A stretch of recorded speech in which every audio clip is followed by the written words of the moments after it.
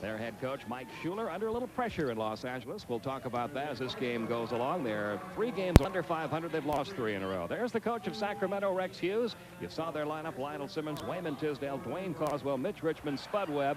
With the exception of the 2 guys in the backcourt, Jack, this Sacramento club, a very, very young ball club. In fact, the 2nd youngest team in the NBA. Well, they are very young, but you look at the lineups for both teams, you see a lot of impressive names, future stars in this league. I think both teams, though, trying to find a way to mesh together, get some playing time, get some experience, and both of these teams could be teams of the future. The Clippers, in fact, do have a shot at the playoffs this year. They haven't made the playoffs in 15 years. But they and the Seattle Sonics really involved now in a battle for the 8th and final spot in the Western Conference. Seattle won tonight. They're a half game up on the Clippers, so it's a big one for Los Angeles here in Sacramento. And we are underway from ARCO Arena. And it'll be the hometown Kings with a chance to get on the board first. Lionel Simmons puts the first shot up, comes up way off the mark. Golden Polonese pulls down the rebound for the Clippers. Danny Manning will arch the first shot of the night for L.A. It's short. L.A. has not been shooting the ball well in recent games. Here comes Spud Webb. Mitch Richmond trying to get his shooting touch going. He has been cold. Yeah, he has been struggling the last 2 or 3 ball games, but you see very quickly here the way the Sacramento Kings want to play. Fast break, early offense basketball. They want to put up as many numbers on the board as possible. Under Rex Hughes, a little bit quicker, more upbeat tempo than they played under Dick Motta. Yeah, Rex feels that this team is much better when they run, and the shooting percentage shows it. Harper tries from 3-point territory, and Ron Harper, taking his 161st 3-point attempt of the season, hits for the 46th time. And our first whistle of the night. Well, you'll see Richmond right here. Now, the early offense is what's going to be key in this game for Sacramento. Rex Hughes wants this team to run more. He wants them to get in the early offense, and that is very much in contrast to the way Dick Motta ran this team. Interesting matchup in the backcourt. A couple of former teammates. Doc Rivers guarding Spud Webb. They used to share the point guard spot with the Atlanta Hawks. Down to 8 seconds left in the shot clock. Still plenty of time for that man, Wayman Tisdale. He gives you that low post game about as good as anybody in this league. Well, he shoots that left-hand jump shot, and it usually takes a player a little while to get used to playing him towards the left instead of coming back to his right. Kings up by 1. Charles Smith from the top of the circle wouldn't go. Manning's tip wouldn't either. Trying to save it in bounds. Dwayne Coswell, but he was out of bounds. And there's the interim coach of the Sacramento Kings, Rex Hughes. He was Dick Motta's assistant. Dick Motta made that statement that one day that when the season is over, I'm going to retire. He was off by about a half a season. He was retired the next day, forced to retire the next day by the Kings. Well, Rex really looks forward to his opportunity here to try to make this team a winning ball club. He understands that he's very limited as to the time he has to do it. He wants to get the most out of him as he can. Spud Webb saves it inbounds to Mitch Richmond after the miss by Charles Smith. And Webb operates against Doc Rivers. Over it comes to Lionel Simmons working against Danny Manning. That's a good matchup tonight. We've got some good matchups in this game. Yeah.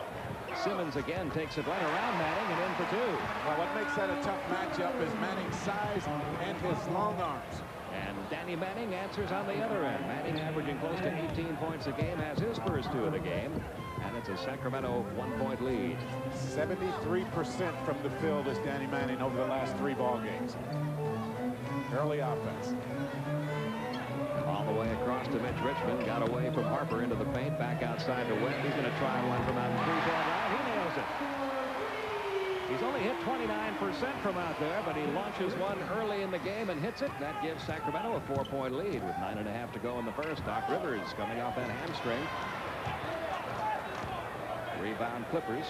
Yeah, Doc missed his last 4 ball games with that hamstring and was not supposed to play tonight. He wants to try to get back in the flow of things. He is so important to the success of this team. You talk to the Clippers coaches, they will tell you that Rivers really sets the tone for the way this team plays. Mitch Richmond way off the mark with that one. Richmond, by the way, playing with a little tendonitis in that left knee. It's bundled up. The turnover gives it right back to Sacramento. The L train. Lionel Simmons has 4 in this first quarter, and it's a 4-point lead for the Sacramento Kings. Well, why it's so important for Sacramento to get in the early offense, because as a team, they're not shooting all that well. Now up to about 46%, which is not all that bad, but still they struggle in the half-court offense. In order for them to be as successful as Rex Hughes wants them to be, he feels that early offense, just as you saw on that play, is going to be very important the rest of this season. Simmons completes the 3-point play. He has 5 in this first quarter, and it's a 5-point lead. And when you have a guy like Spud Webb, the quickest point guard in the league, I think, you have to give him an opportunity to get the ball out and create off the dribble. Near steal by Richmond. Smith's going to force the shot there. There were 3 Sacramento Kings around him. And the turnover gives it right back to Sacramento. Kings up 12-7.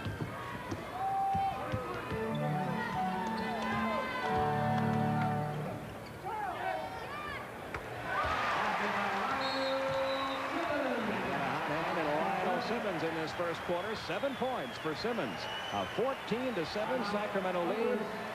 Clippers calling a timeout with 8:25 remaining in the first quarter.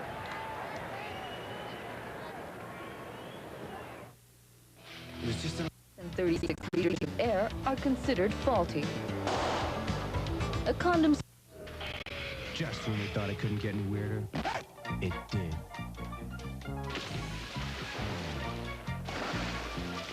They even brought their own music. Awesome! Hey, fellas, how about a cold bud? A bud? Obviously, we thought alike. Oh, that's cold.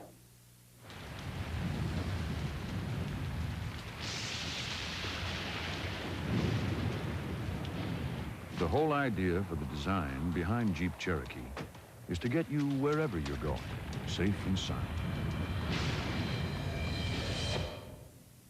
Or if you prefer, safe and no sound.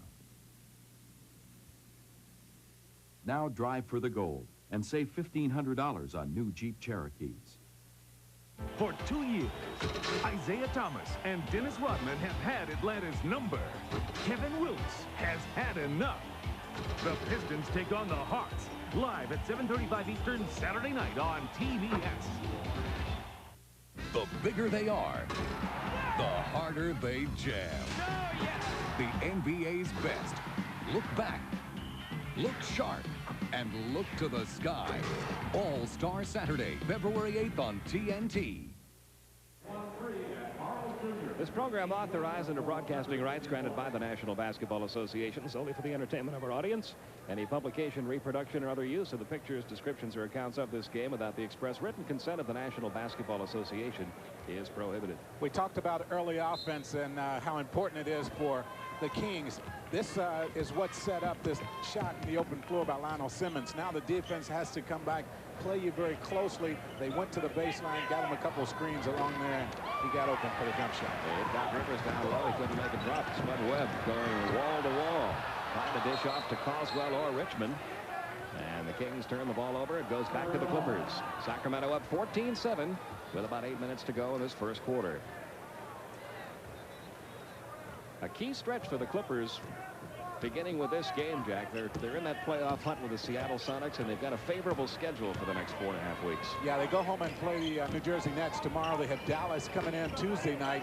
Out of their 12 games in February, 9 of them in Los Angeles. Right now, they're being bothered by the upbeat game of the Sacramento Kings. Dwayne Coswell's first 2 of the night. And that makes it 16-7, a 9-point lead. Well, it's easy to see that this fast-paced offense is good for the Sacramento team. Harper has Richmond on him. Smith down low to Polonese over Coswell. Comes up short. The putback, though, by Doc Rivers is good. That's his first 2 of the night. So far, that hamstring appears to be just fine. He's moving quite well. 16-9, a 7-point Sacramento lead. I'm kind of surprised you haven't seen Doc Rivers try to post up Spud Webb a little bit more on the offensive end. We may see more of that. We saw it once on that last trip down the court.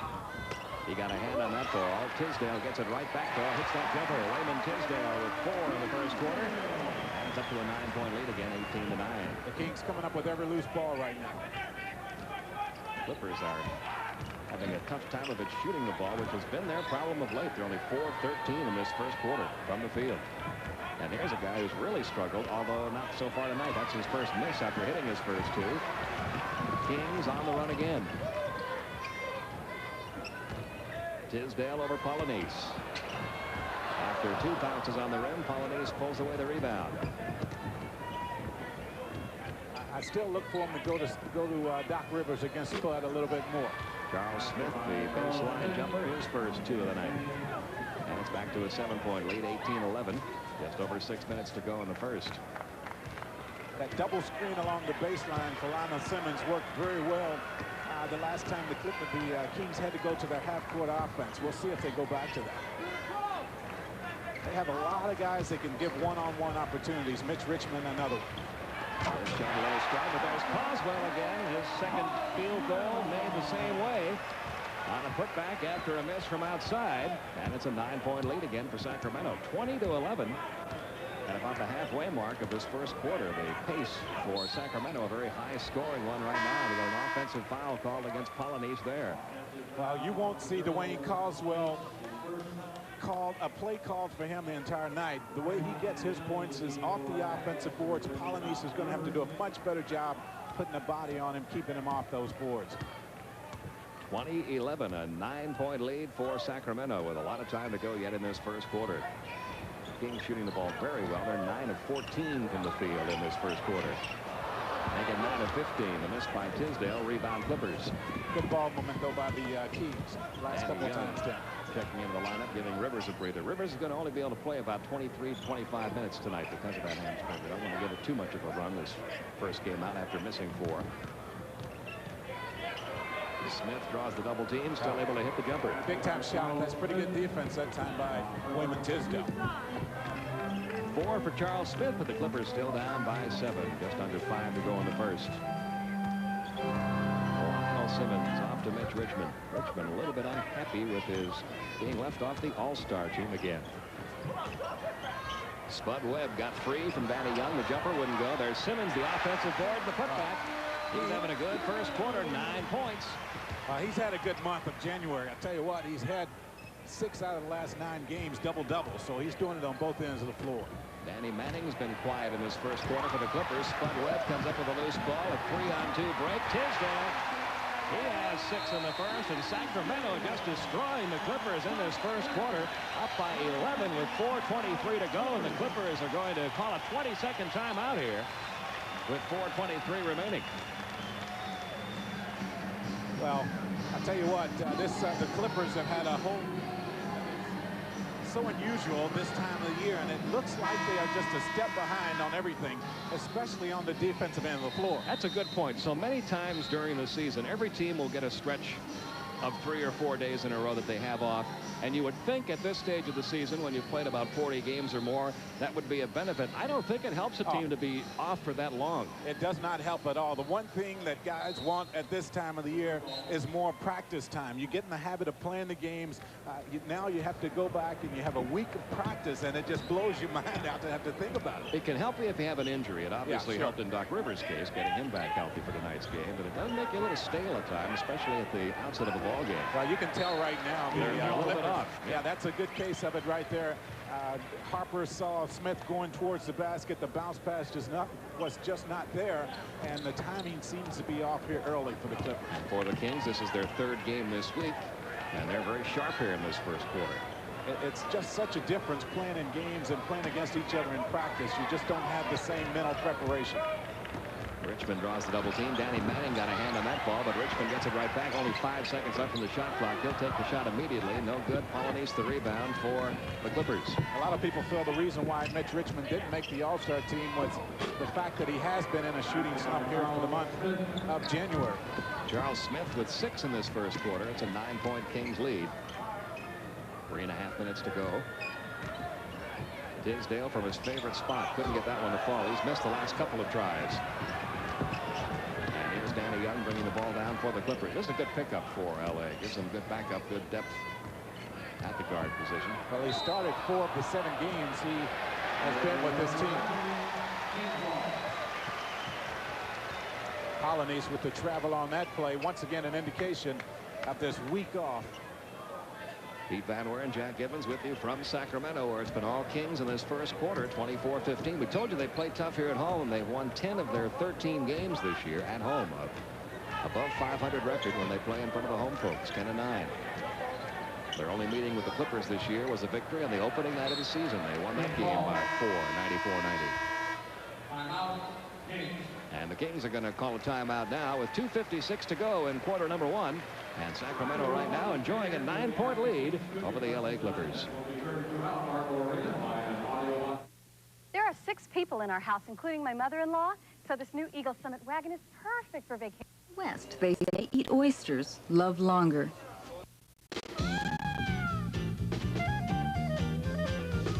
I'm going to tell everyone I know about this new Eagle Summit wagon with all-wheel drive, but I'm not going to call my brother Jim. Why not? His name is Stanley.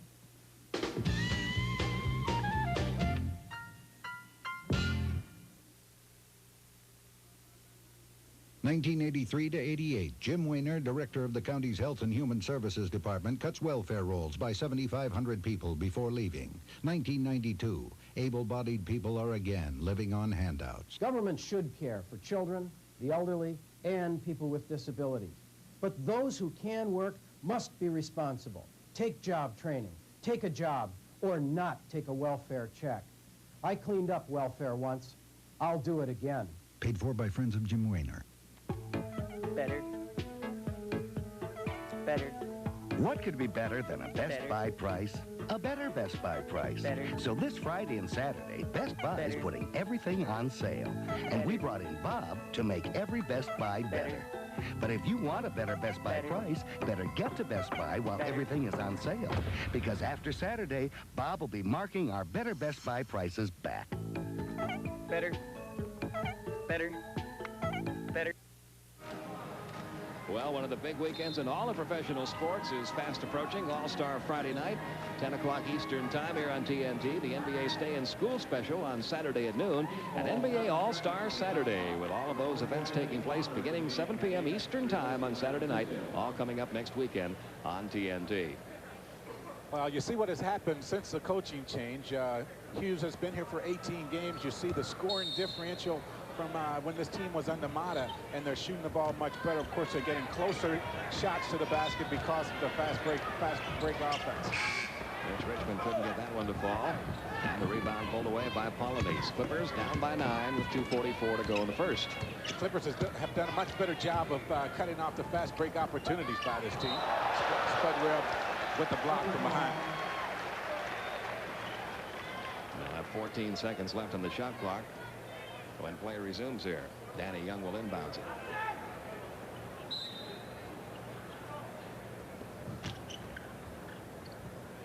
Smith, who's been one of the few sharpshooters in this first quarter. There's a block by Carswell. He's in the league's top 10 in that category, averaging just under 3 a game. Mitch Richmond along the baseline, couldn't get it to go. Another rebound by Alden Polynice. He's been strong on the boards in this first quarter, but they need to get somebody to score, and that's an easy way to do it. Well, they finally themselves were able to get in the fast break offense. The inside, the front line scoring 19 to 10 now. Of course, a lot of those 19 points by Sacramento coming in the early offense. Charles Smith has 8 of the Clippers' 17 points in this first quarter. 2 minutes to go. The cold hand right now belongs to the Kings, especially Mitch Richmond, who has missed his last 5 field goal opportunities. Spud Webb has nailed his second three-pointer of this first quarter. He hit that one under pressure. Danny Young, he just went right up over him from behind the three-point line. That's a 10-point lead now for the Sacramento Kings. That's going to be a tough matchup right there for Anthony Bonner. He's matched up now against Charles Smith, and you know the Clippers will try to get Smith the ball as much as possible in that matchup. They've gotten the ball good for 10 points in this first quarter, 27-19. Carswell got sandwiched between Manning and Polynice. And the foul is on Danny Manning, his first. There has not been one foul call yet against Sacramento. James Edwards, the Buddha, doesn't look right in that Clippers uniform, does he, after all those years in Detroit? It looks a lot different. But he has been he's a key on this club, yes. He comes off the bench. He can give him a lot of scoring at that center position. He can also play the power forward spot if need be. Carswell has 66% free throw. One of these teams real good at the line. There's that number we were talking about before, the block shot category, where Caldwell ranks very high. And as Jack mentioned earlier, that is really his key role on this club. Well, the thing is, he understands what his role is, and I think that is the one thing above everything else that has held the Clippers back. They've had a hard time finding out who their role was, what their role is with their team. While the Sacramento team, you have guys that have accepted the role like Caldwell and understands that he has to block shots, play defense, and get his offense off the boards because he won't be involved in the play in the initial flow of the offense. And his effort to play defense there results in the first whistle against the Kings tonight. Danny Manning at the line. Only 2 points in his first quarter for Manning. He's only 68% from the line this year, but he's having a good month of January, as you can see, averaging close to 18 points a game for the season. He hits 1 of 2. He has 3 in this first quarter, and it's an 8-point Kings lead. Well, you try to look for reasons why teams lose close ball games or lose in general, and if you don't do the little things like make your free throws, neither one of these teams great from the free throw line, you're going to lose a lot of close ball games. Hobson has checked into the Kings lineup. That first effort by him wouldn't go. He tried for the steal there from Ron Harper. Now Webb picks Harper up along the baseline. Back out to Edwards. Well, they'll get Harper the ball against Spud Webb, I presume. Well, the opportunity was there to do that, but they didn't get the ball to him. Did not take advantage of it. They're down to 5 seconds left now on the shot clock. Danny Manning could not handle the pass from Ken Norman. Well, a lot of second guessing right now by the Clippers on They look offense. very indecisive, don't they? Spud Webb got a hand on that one. Yeah, they just don't look real comfortable in what they're doing right now. There seemed to be a lot of confusion when the Clippers have the ball on the offensive end. They didn't practice a whole lot this week, although they did have a week off. Not a lot of practice time. Schuler felt they needed some time off. We've got a little over 33 seconds to go in the first quarter. The ball belongs to the Clippers. A little conversation, an interesting one on the far side.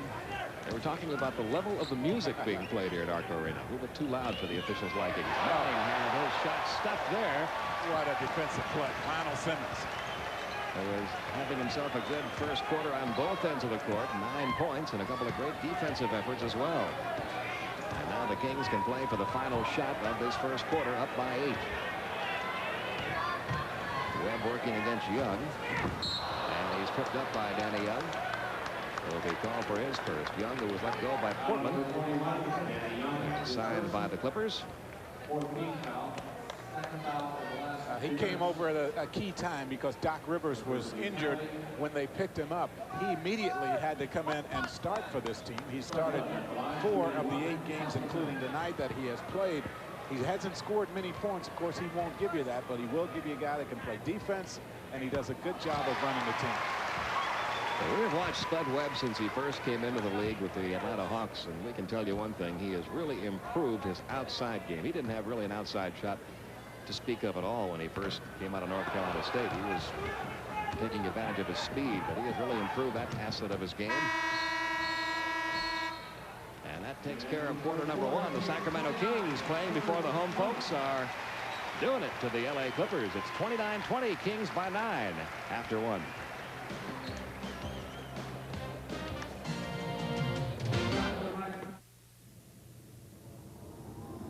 You consider something I want. St. Thomas to Saba Island. My own Grumman Mallard. Call it Dave's Airways. That's what I want for my investments. Now, how do we do it? You can get there from here with Shearson Lehman Brothers.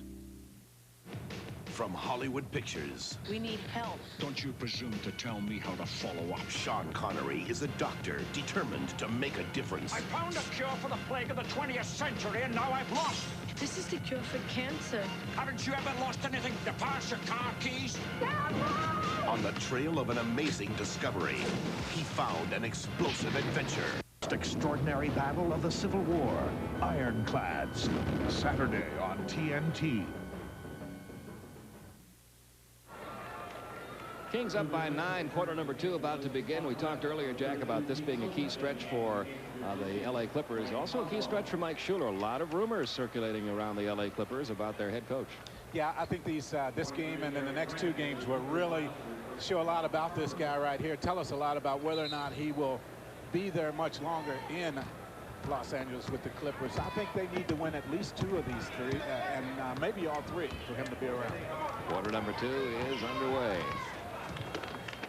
Gary Grant is checked in, gets it down to James Edwards. That's an unstoppable shot that he has. Well, he's so long anyway, and then he has that ability to fall away. He ends up under the basket, and by the time he lets it go, it's about an 18-foot jump shot without a dribble.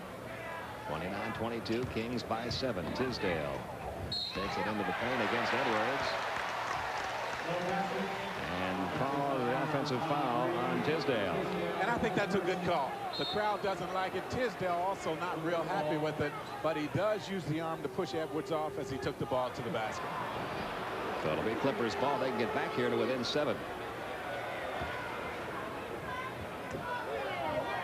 Kings very, very small right now. Pete Chilcott, because of his good play here over the last couple of weeks, has moved into the backup center role, taking the time away from. There's a steal by Hobson. Hobson takes it all the way to the paint, lost it on the way up. And the Clippers have a 3-on-1 break here. Grant off to Norman. Norman couldn't handle it. But Danny Young saved it as it came back in. Missed opportunity there, and they settle for a 3-point shot, but Grant gets it to go. It wasn't exactly the way that was supposed to work, but it worked out just fine for the Clippers. 29-24. They have whittled that Sacramento lead now down to 5. I think the guy that needs to get going right there is the guy handling the ball, Mitch Richmond. Tisdale with Smith on him outside. Anthony Bonner over Norman. Bonner shot a little strong. Hobson, the putback wouldn't go. The tip by Chilcott wouldn't go. 4th time a good time for Wayman Tisdale, his 8th point. Well, the offensive board work has been a factor in this game all night long for the Sacramento Kings. They've been able to get there, get second chance points.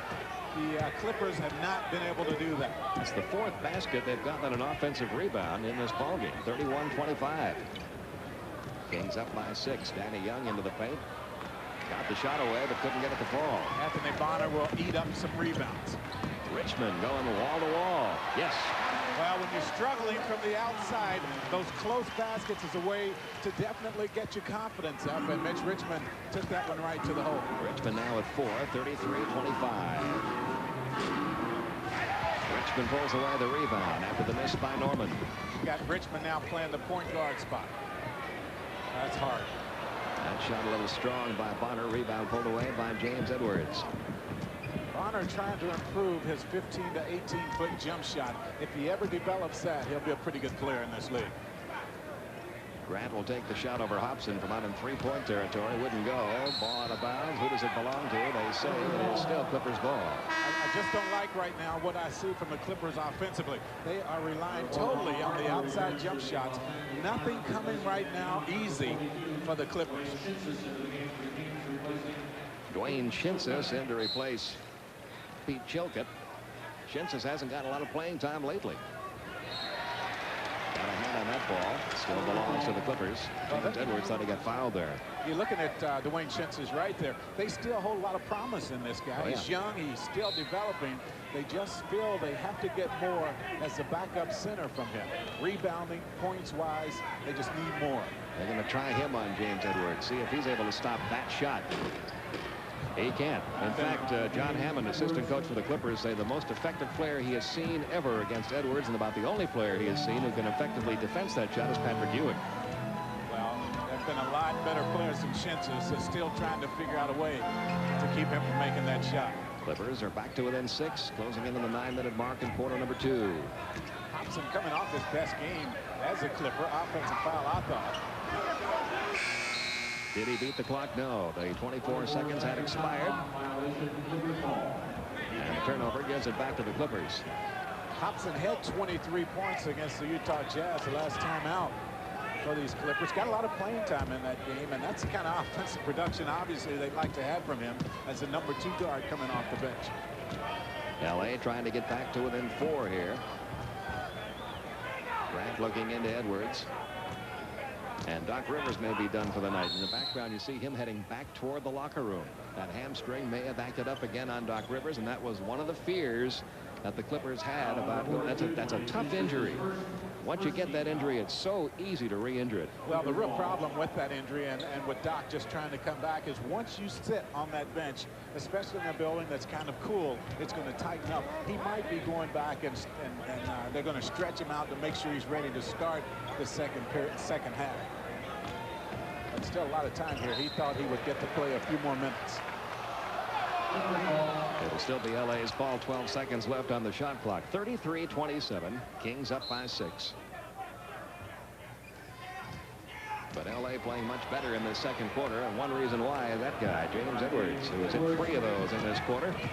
And it's now a 4-point lead for the Kings. Tough shot, tough shot. And way off the mark, Richmond glaring at the officials as he goes back on defense. He thought he got fouled. Grant going coast to coast. Gary Grant's now got 5 points in this quarter, and now the Sacramento Kings are going to have to call a timeout with 8:04 to go in quarter number 2. And their lead is just a 2-point lead now, 33-31 Kings.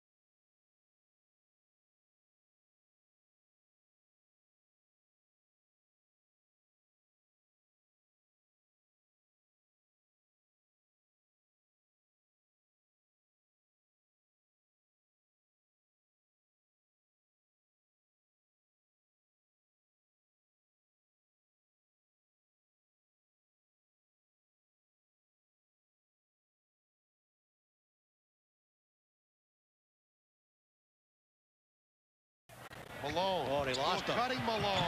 Missed it. Suns are very lucky. Yeah, they got a break there. Suns throwing away, but Hornacek gets it back. 2 seconds. Jeff driving and scoring at the horn. Hornacek puts it in at the end of 3. Jazz 81. Cotton Fitzsimmons liking that play. However, Utah coach Jerry Sloan like you watching on television because he was ejected in the game earlier. Let's go back to Pete Van Wieren and Jack Gibbons. Okay, thank you, Craig. Welcome back to ARCO Arena. 36-33. Lionel Simmons just completed a 3-point play, made the basket, hit the foul after being fouled by Harper, who takes the outside jumper and nails it. Ron Harper shooting only 38% from the field on the season, but he's at 3 tonight from out there. 7 points. That's 36-35. Richmond got hammered on the way up, and he earns a trip to the free throw line. I think Harper is at his best, though, when he spots up, comes off the screen, spots up as he did that time, and shoots the shot. So many times he feels he has to put the ball on the floor and try to create something. He's a good standing jump shooter. At the conclusion of tonight's game, Jack Givens and I will be selecting the Budweiser player of the game. And Mitch Richmond at the free throw line misses his first effort. Yeah, so much of this game is confidence, and right now, and you can tell he's not playing with much. He's just not sure of himself offensively, and this is a guy that averages up above 22 points a game. So until he gets his mental attitude back to where it was, he's going to continue to struggle on the offensive end of the floor. Next time the Kings have the ball, will give you an idea just how deep the shooting slump has been for Mitch Richmond. This is Gary Grant from outside. They're beginning to nail some of those outside shots now. Grant has 7, and we are tied at 37. Mitch Richmond shooting 46% from the field for the season, but in his last 15 games shooting only 39%. So he was up about 50% before this month of January came along. Well, he's got to get him going. Yeah, he's got to get shots like that. I mean, the shots are not going from the outside, so he has to get closer to the basket, either in the early offense or by creating as he did that time. He does a real good job here of drawing the defense out with the little pump fake right here, then puts it on the floor, goes right by Harper, draws the foul, good concentration, and gets that one to go. James Edwards called for his first. See what he has done in January. That is subpar, so very subpar for this guy. Doc Rivers did come back out of the dressing room. He's back on the bench, so we might see him the last 3-4 minutes of the second period. That's a big plus for the Clippers because Doc Rivers is very, very important to their club, both defensively and offensively. Yeah, he supplies them with such an emotional lift. This guy can come in and he takes total control of the team. And with a young ball club, you need someone that can bring that kind of leadership. 40-37, Sacramento up by 3, closing in on the midway mark in quarter number 2. Tisdale draws the double team, gets it back to Richmond. He'll go through the paint, off the glass for 2 more. He's starting to do that more and more now, Jack. Yeah, I think that is important, and he feels he can put the ball on the floor against Ron Harper. He's been able to get to the basket two times in a row. The lead back to 5. Harper hitting another one. He now has 9 in this first half. Back to a 3-point game. Another example of what I'm talking about with Harper right there. Came off the screen and just shot the jump shot. Simmons stumbling. Boswell works on Edwards. That wouldn't go, and we get a whistle and a foul call against the Clippers. James Edwards not real happy with that. Well, I think what Edwards did, he got Coswell in the lower back before he took the shot, and he had to call that one. And at the line will be Dwayne Coswell, and here does come Doc Rivers back into the lineup. As you look at some other scores from tonight's NBA action, a couple games in overtime tonight. We almost had one in the first half of our doubleheader in Milwaukee. What a comeback by the Celtics. I mean, I thought that game was over a long time ago, but they had an opportunity to tie the ball game. Coswell now 1 for 3 from the line. Dwayne Coswell, second year out of Temple. 7 points, 7 rebounds a game. Just under 3 blocked shots a game.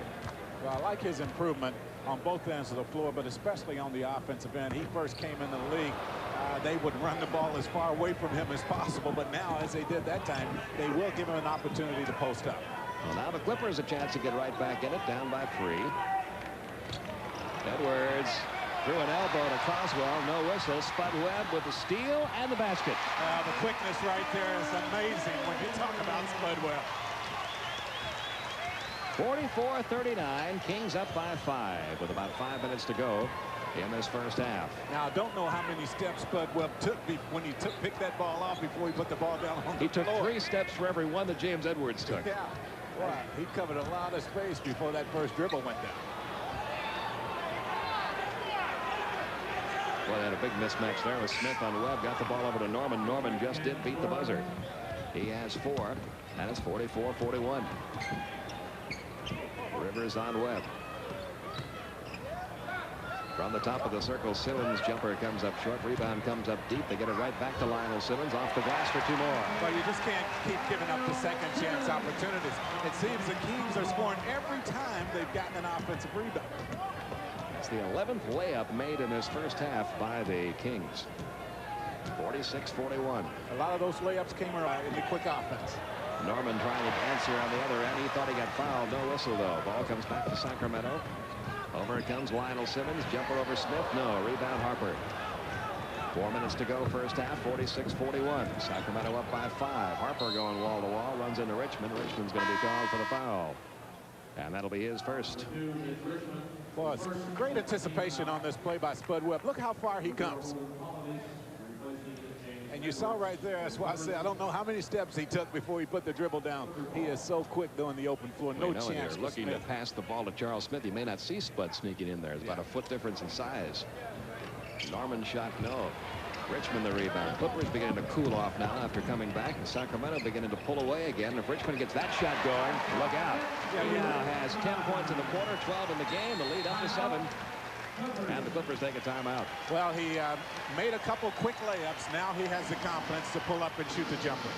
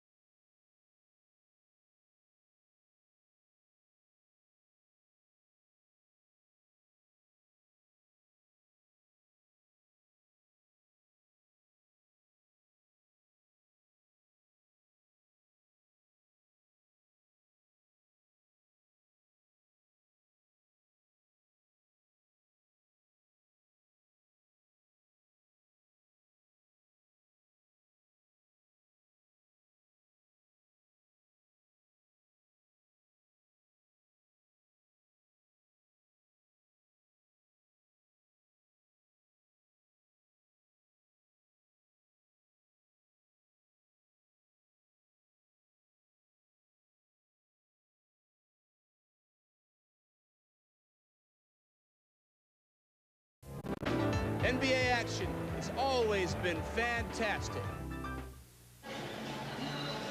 We invite you to stay tuned.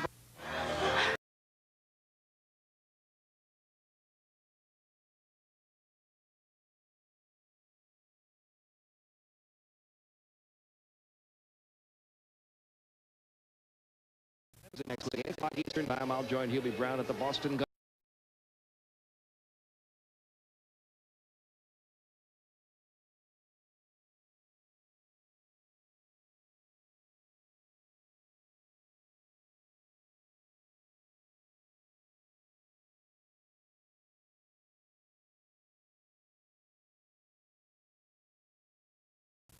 Free throw line.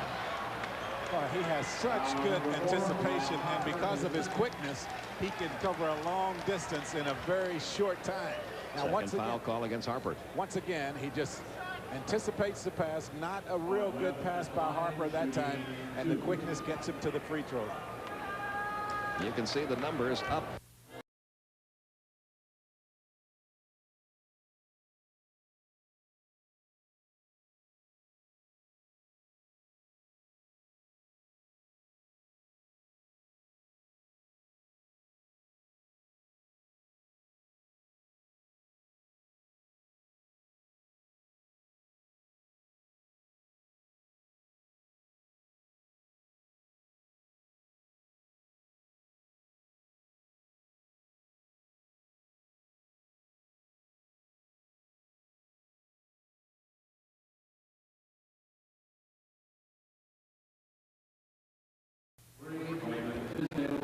Tisdale called for his second. Our Prudential halftime report tonight has all the scores and highlights from tonight's earlier action, featuring highlights of the Bulls, Mavericks, Suns, Jazz, Hawks, Pacers, a recap of the Bucks, Celtics. Greg Segner will have our Prudential halftime report. Kane Norman seems to be filling it offensively, although he settles for a shot. He probably could have gotten a better one, but one of the few times the Clippers have been able to get to the offensive boards. And it pays off at 2 points for Ron Harper, who now has 11 points in the first half. Kings up now by 7. Tisdale, that low post game he loves so much, came up short, got his own rebound, puts it back up and in. Great second effort, and just as I talk about the offensive rebounds, the Kings once again able to cash in right there. That is 6 baskets scored after offensive rebounds in this first half. by the Kings. Holden Polynice getting his first 2 of the night. But it's still a 7-point Kings lead. And Spud Webb walks the ball down for the Kings this time, picked up by Rivers as he gets to the top of the 3-point circle. Don't see him do that very often. And the whistles coming a little bit more frequently now. This one on Holden Polynice, his second. Well, I can't believe how easily the Kings are getting the ball.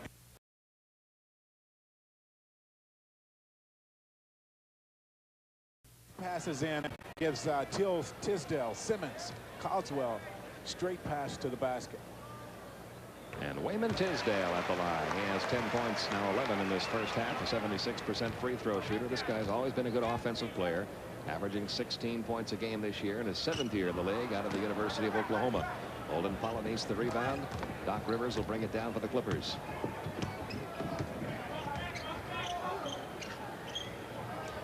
And it comes to Danny Manning. Manning over Simmons, and Simmons got him. Simmons is forcing Manning to change up a lot of his shots down there. Manning, though, with those long arms and the fact that he is so creative offensively down on the low block, still is able to get to the free throw line on this play. Manning with only 3 points so far in this first half. He's 1 for 2 from the free throw line. You can see the Clippers have not made many trips here tonight. Well, the Clippers have relied heavily on their outside shooting. They haven't taken the ball to the basket very aggressively. Whereas the Kings have. Yeah. Whereas the Kings have been able to do that, and you might see the Clippers try to do that more. Manning makes them both. He has 5 now in the first half, 53-47, with 2 minutes to go in the first half.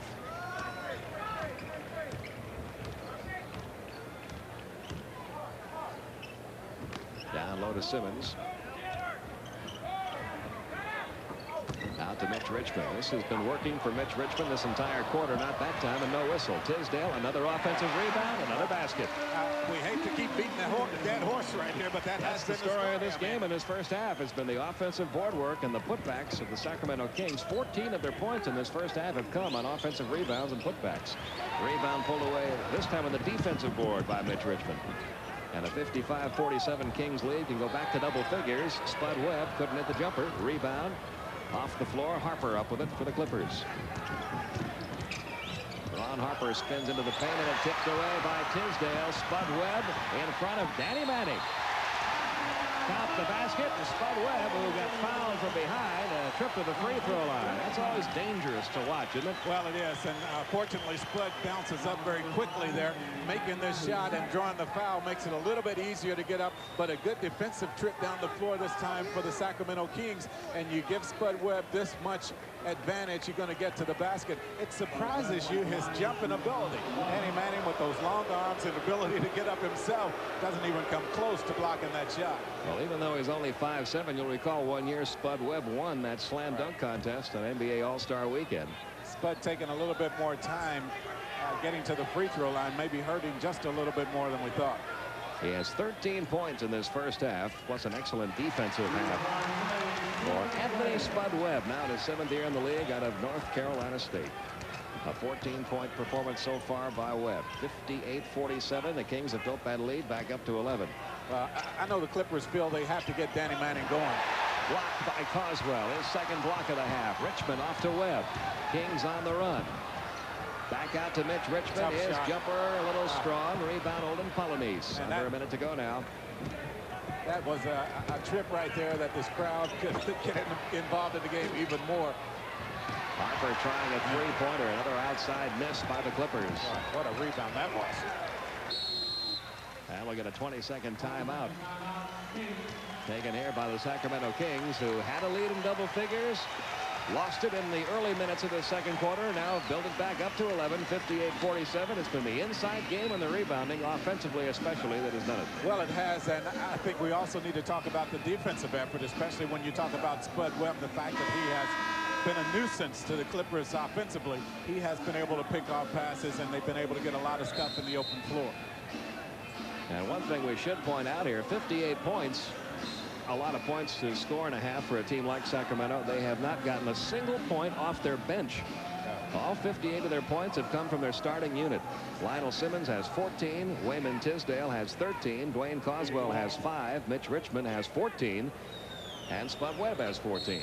Well, playing in this building, the starters can be that effective. I think when they get on the road, they will have to get better contributions from those guys sitting over there right now.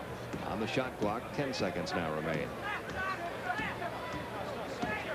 Down to 5 on the shot clock. Webb dishing it out to Richmond. He'll take it over Harper. Wouldn't go. He just did beat the buzzer. Battle for the rebound, and we're going to get a loose ball foul called underneath. Coswell. Yeah, It'll be his second. Over the back that time, but that's the way the Kings have been playing. I mean, you just know they're going to try to go to the offensive boards. They've been successful doing that the entire game. They've gotten a lot of points right there, especially Coswell. He's been effective on the offensive glass. At the line, Olden Polynice, only a 63% free throw shooter. Came over in that Benoit Benjamin deal. He's averaging just under 10. You see, he has 8 rebounds. He's been one of the few effective rebounders for the Clippers in this first half. Now, the real thing when you talk about Polynice, he was originally drafted by the Chicago Bulls. The Bulls traded him to Seattle and got Scottie Pippen, and what a move that has proven to be. I think the Bulls would make that trade again. Anytime you want to talk about that deal, they'll do it.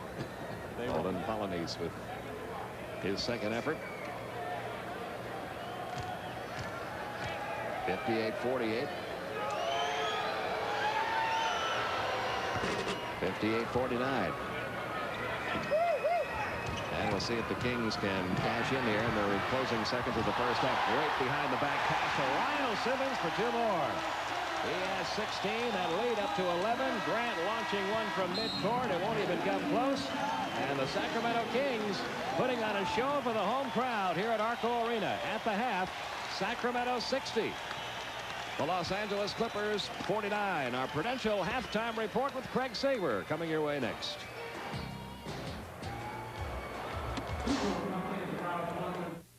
Tonight's game is... It's halftime at the ARCO Arena where the Sacramento Kings lead the LA Clippers by 11. Hello again, I'm Craig Sager.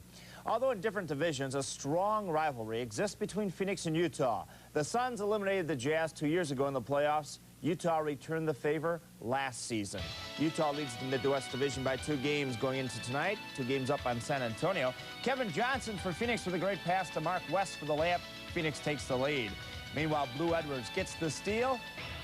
Goes uncontested for the layup. But then Tom Chambers grabs Karl Malone. Jerry Sloan thinks that Chambers should be called for a flagrant foul. Instead, Jerry Sloan gets ejected for complaining. And Jeff Malone with a great shot from the baseline. It's a close one, 95-94, that game in the 4th quarter. Chicago and Dallas. Former Dallas Cowboys coach Tom Landry on the sidelines without that customary top hat. Way for change. Just feel me. Look. Isolino with a great pass to Terry Davis. Dallas stays close until Scottie Pippen finds Michael Jordan. And then Michael Jordan loses the dribble. You don't see that often, but hey, he comes up with it. Another great layup. And Chicago defeats Dallas 107-92, snapping the Chicago Bulls' 2-game losing streak. The Hawks and Pacers. The Pacers with a big lead by 15 at halftime, 6 for 6 from three-point range, this one by Reggie Miller. But the Hawks came back in the second half. Kevin Willis hit a pair of three-pointers, sent the game at overtime. But in the OT, Indianapolis, the Pacers outscoring the Hawks 16-7. Indiana wins it easily, 115-106.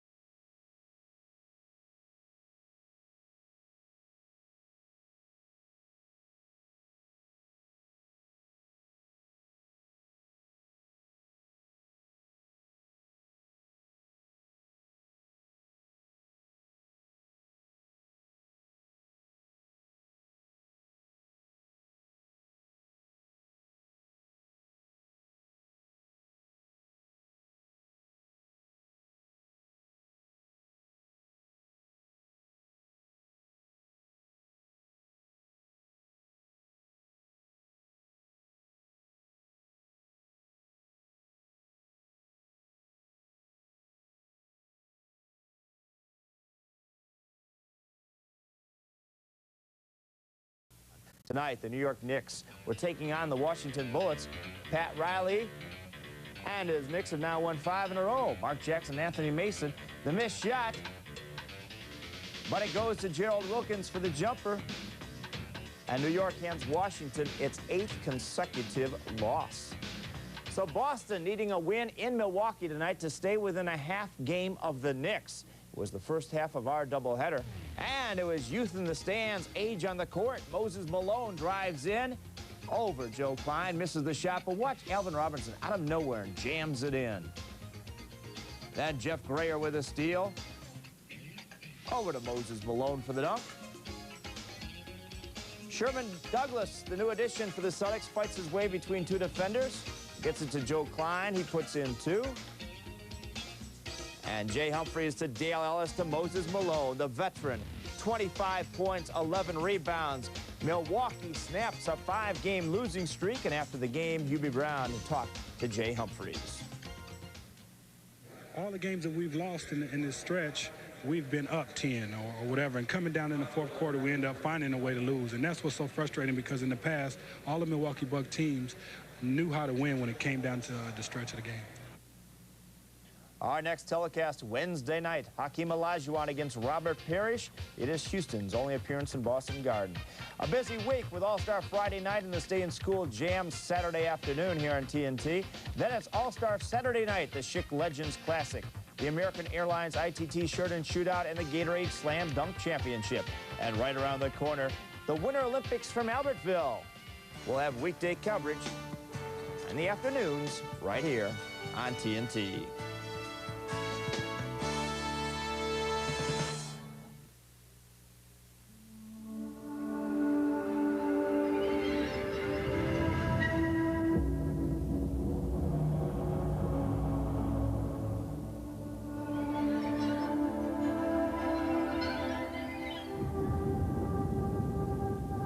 In a world of constant change, there is one certainty: the financial strength of the rock, the Prudential, rock solid.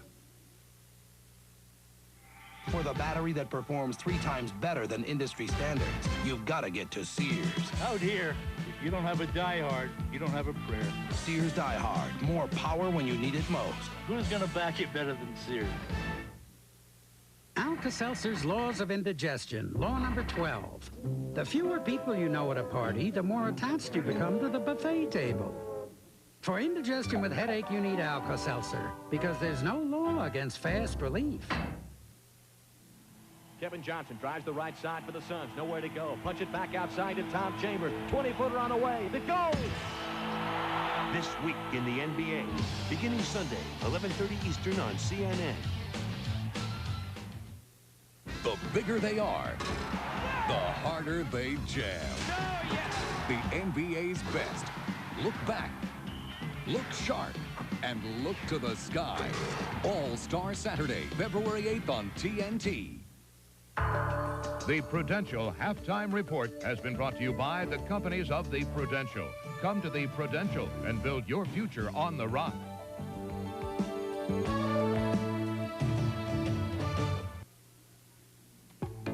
Better. Better. What could be better than a Best Buy price? A better Best Buy price. So this Friday and Saturday, Best Buy is putting everything on sale. And we brought in Bob to make every Best Buy better. But if you want a better Best Buy price, better get to Best Buy while everything is on sale. Because after Saturday, Bob will be marking our better Best Buy prices back. Better. Better. Better. When you're shopping for the best buys in carpet and area rugs, look no further than the Carpet Mill Store, Milwaukee's carpet department store. We offer not only the best inventory of first quality carpets, but also remnants, short rolls, and irregular mill trials, all at huge discounts and in the colors and styles you like. What's more, we offer 24-hour installation, along with standard and custom-made area rugs. So for the best in name brand merchandise at discounted prices, it's the Carpet Mill Store, 14th and Lincoln, Milwaukee's carpet department store. Time for one more highlight before we go back to Sacramento. Look at the Miami-Detroit game. We mentioned Dennis Rodman, another great game on the boards with 24 rebounds. Bimbo Close right here, driving through 4 players, puts it up over Bill Lambier. Miami stayed close in the early going. But then in the second half, Isaiah Thomas takes it to Bimbo Coles. A three-point play, gets the basket and the free throw. Tiring out third quarter, John Sally to Orlando Woolridge. That was late in the third quarter. Then Isaiah Thomas, nice move. Right past Glenn Rice. 27 points for Isaiah. And Detroit with a victory, 109-98. Elsewhere, that game we were talking about earlier, Phoenix, Utah, all tied up now in the fourth quarter. We'll update that one in a few minutes for you. Elsewhere, it is New Jersey staying close to Portland, but Portland with a 4-point lead. And here's one, Denver and Golden State all tied 60 apiece. That is at the half. Now let's go back to Pete Van Weeren and Jack Givens. Sacramento leading the LA Clippers by 11. Okay, thank you, Craig Sager. You know, Jack, the one thing that really surprised me in this first half, Sacramento, a team that gets really hammered on the boards most night. They get out-rebounded about 7 rebounds per game, but they have really won the inside battle tonight in the first half. Well, and they've done a lot of that on the offensive end of the floor. They've been able to knock the ball around until they've gotten the points. You see the bench scoring, none for Sacramento. That's somewhat surprising, especially when you consider they do have the lead. But the second chance points have been a key. Only 6 free throws taken by the Clippers. They're doing most of the damage from the outside, relying on the jump shot. Sacramento with their penetration has been able to get to the boards, and the Kings with only 5 turnovers. Here's what the Clippers have to do more of in the second half if they want to win this one. Well, we haven't seen much of this. Fast break opportunities. Early offense that time leads to a basket by Charles Smith. He hasn't had the ball as much as I thought he would have it. Simmons, so, has been the guy for Sacramento. You see him right here. He draws the foul, gets the bucket to go, and he goes to the free throw line. Here completes the three-point play, and then Spud Webb. You can't really talk about the Sacramento Kings here in this first half without having him on a highlight. He's been everywhere, comes up with the steal, and then he does it in the open floor, gets the ball to Simmons for another of his many inside points. Here are your scoring leaders for the Clippers. It's Ron Harper with 11 and Charles Smith with 10, the only men in double figures. As we mentioned, the only scorers for Sacramento have been the starters. And it's been a very balanced attack. Lionel Simmons with 16, Spud Webb 14, Wayman Tisdale has 13. Right behind him, Mitch Richmond with 12. And Dwayne Coswell has the other 5 points. Only the starters have scored. The Kings leading it 60-49. At halftime here at ARCO Arena, introduced to the crowd the USA boxing team and the Bulgarian boxing team. They'll be meeting here at ARCO Arena tomorrow.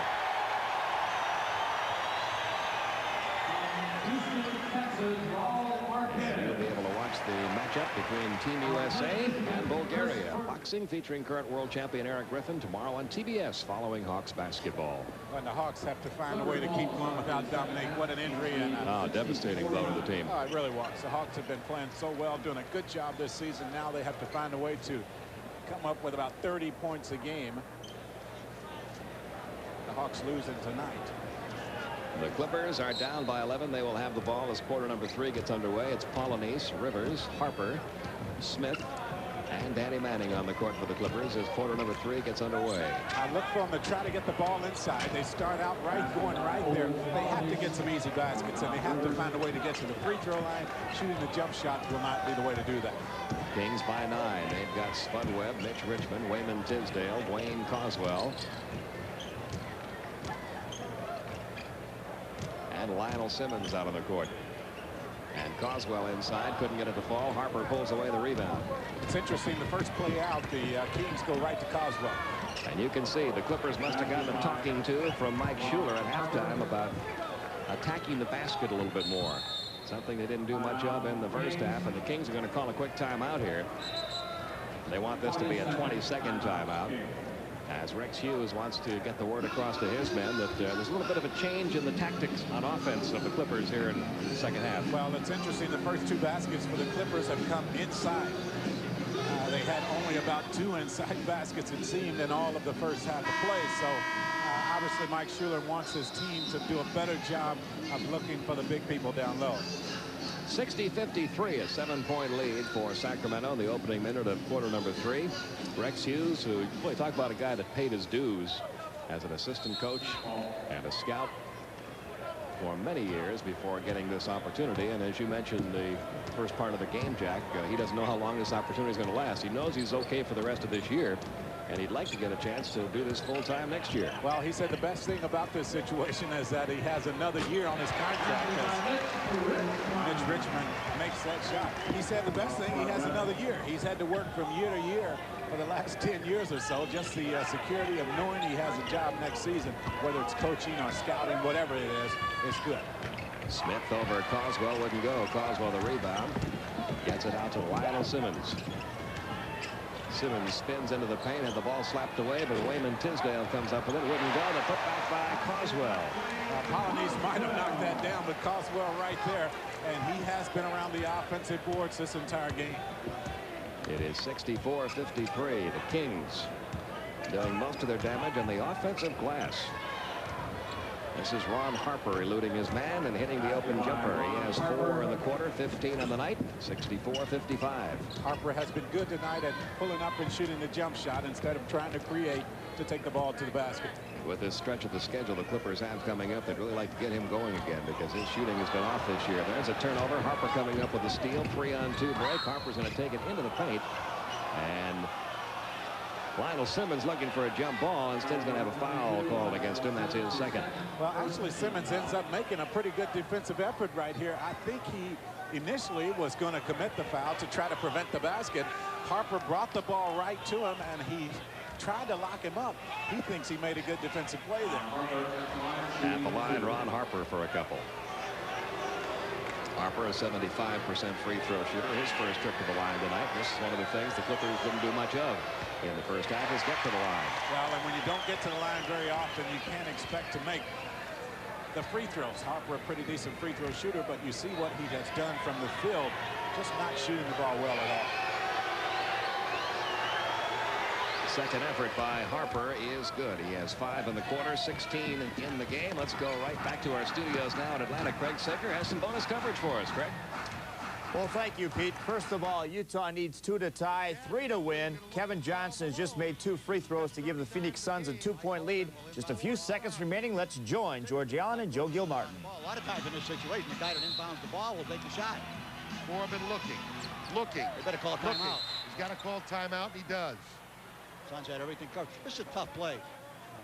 Yeah. We'll take a break, come right back. 4.7 seconds to go. Suns by 2. And as you take a break, so will we. We'll go back to Sacramento. Pete Van Weeren and Jack Gibbons. Okay, thank you, Craig. We've got 9:22 to go in the third. Danny Manning just got called for his 3rd personal. And with the Kings leading 64-56, it's their ball. Spud Webb had a big first half. In fact, all these starters did. This unit has performed very well tonight for Sacramento. Lionel Simmons into the paint, comes up short. Coswell trying to save it, lost it off his knee. Simmons wanted the foul. They're trying to get Simmons to take the ball to the basket. They would like to get Manning out of there. Manning, with those long arms, a good defensive player. Doc Rivers put back by Olden Polynice. And interesting that all the points scored by the Clippers, as Rivers has got maybe hurt that hamstring again. He did not come back down the other end of the court. Well, they're going to take him out. He came up lame after laying that ball in the basket, got bumped. Harper called for the foul, his 3rd. He is still down the floor. They're going to get Grant into the game, and I think you'll see Doc Rivers go to the locker room right here. Boy, this is just what they were hoping would not happen. They need this guy. Here it is right here. He's going to get bumped taking the ball to the basket. Spud kind of gets him right there, and he goes up right from the time he exploded going to the basket. He knew that something was not right, and he's on his way back to the dressing room. Right now, back to Atlanta. No, we're not going to go back to Atlanta now. We're going to stay here with 8:55 to go in the 3rd. 64-58. Doc Rivers heads for the locker room, accompanied by trainer Keith Jones. We talked at the outset of the game. Boy, coming back from a hamstring in any sport, so tough. It is so easy to re-injure. Yeah, so often the only thing that can help that hamstring is staying off of it, and Doc Rivers is so valuable to this team. They're 18-12 when he's in the lineup, only 2-10 when he is out. Tisdale's turnaround jumper wouldn't go. Danny Manning pulling away the rebound. Clippers down by 6 and get to within 4 this trip. They've been attacking much more inside. And they're continuing to play it that way. Charles Smith getting into the paint, drawing another foul. That is Coswell's 3rd. was quite obvious in the F-Jack what the Clippers had to do to get going in quarter number 3 and 4. And that's go more inside, try to get to the free throw line, try to score some easy baskets, and that certainly is their game plan here in the 3rd quarter. Yeah, the Kings on the inside, not a real good defensive team. And you see it right there. The Clippers have been able to get the ball to the basket with a real ease. I mean, they haven't had to work that hard to do that. I'm real surprised that they didn't do it more earlier in this game. They just got 2 more easy ones from Danny Manning, who has 7 in the first half. Simmons underneath the Tisdale. Wayman Tisdale with 15. And it's back up to a 6-point lead for Sacramento, 66-60. Gary Grant, who replaced Doc Rivers, who has had to leave the game, maybe with a re-aggravation of that hamstring pull. Yeah, I would think that that's what it was. He limped off the floor and was holding his groin area. And once again, the Clippers attacking, and once again, they get a foul call against the Kings. And Simmons called for his 3rd. And they are getting to the free throw line with more regularity right now.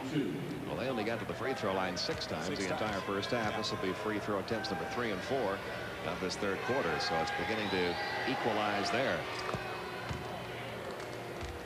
8 points for Manning. It is 66-61.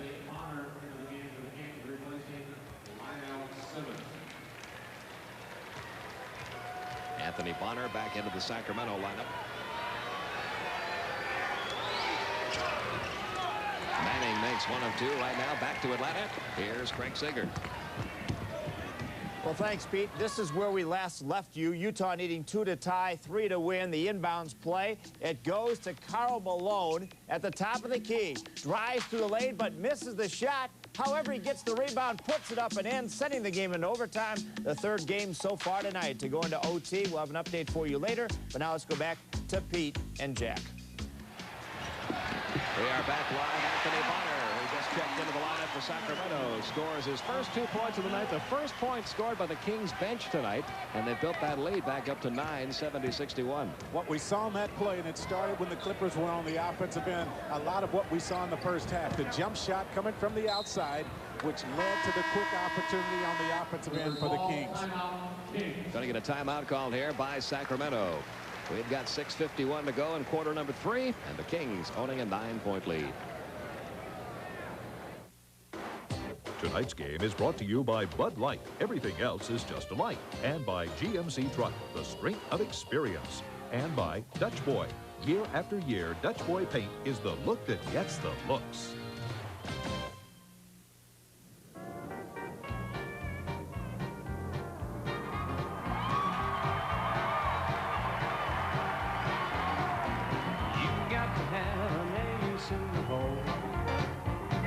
Secret that nobody knows. No matter what you do, no matter where you go, you've got to have an ace in the hole. Bud Light proudly presents George Strait.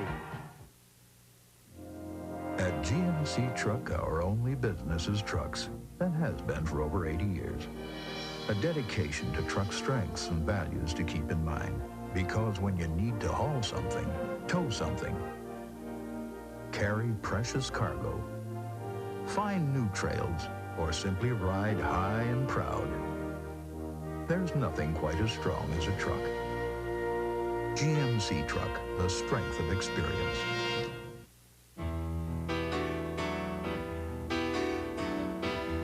Dutch Boy Satin Finish Paint. For the look that gets the looks year after year. You can see why it's worth more. We've added the leading cough suppressant to the proven cold relief of Alka-Seltzer Plus. So now you can relieve your cold and cough together. Introducing Alka-Seltzer Plus Cold and Cough Medicine.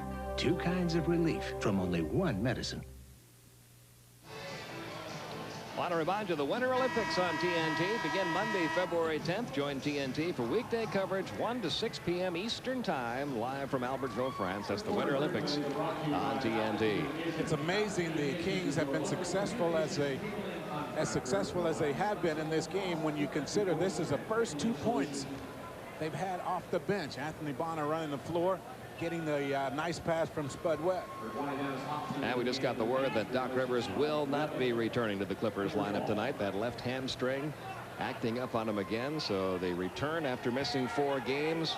Unfortunately, not working for Doc Rivers. Right now, Dennis Hobson in there in his place. They need him for a lot of reasons. He gives them some confidence. He gives them some leadership at the point guard spot. This is Mitch Richmond. And there's the steal by Gary Grant. Grant down to Harper. Harper's going to take it up. Wouldn't go. Polynice the rebound, the putback. Olin Polynice having a good game on the boards for the LA Clippers. 10 points tonight for Polynice. That's right at his season's average, and it's now a 7-point Sacramento lead. Yeah, at least 6 of those points coming off the offensive glass. Mitch Richmond into the paint. Did he travel? I think he did. Or do we get a foul before? Nope, we're going to get a foul call before. Well, he kind of fumbled the ball as he got into the paint area, but Polynice got him across the arm. That's the third on Polynice. Harper right here tries to take it. Bonner did a good job running back and forced him to miss that. Polynice, though, with the putback. Hobson working against Grant. Spins into the paint, off the glass for two. Dennis Hobson. Well, they need his first two. Yeah, they need so badly for him to be consistent offensively. And Gary Grant, who's got to get a few more minutes in the second half with Rivers now down. And to Smith, he draws a triple team off to Manning. Somebody's open. They find him. And draining the basket is Ron Harper. Well, the double team coming down low. The Kings feel they have to do that to cut off the scoring opportunities by the Clippers in close. Good ball movement around the horn that time to lead to the three-point basket. And good ball movement finds the open man, Dennis Hobson, but his shot wouldn't go. Another rebound, his 11th. Olin Polynice having a big night on the boards. Clippers can now get back to within 4. Harper over Coswell. Coswell forced him to change that shot. Might have gotten a piece of that ball. Yeah, I think he did. And the Kings on the run. That's Coswell losing it on the way up. Good D that time by Harper. A 4-on-3 break. Ron Harper couldn't finish. There's Polynice, his 13th board. Puts it back. Where Harper is the last couple of times has taken what should be an easy opportunity and made it a lot tougher than it had to be.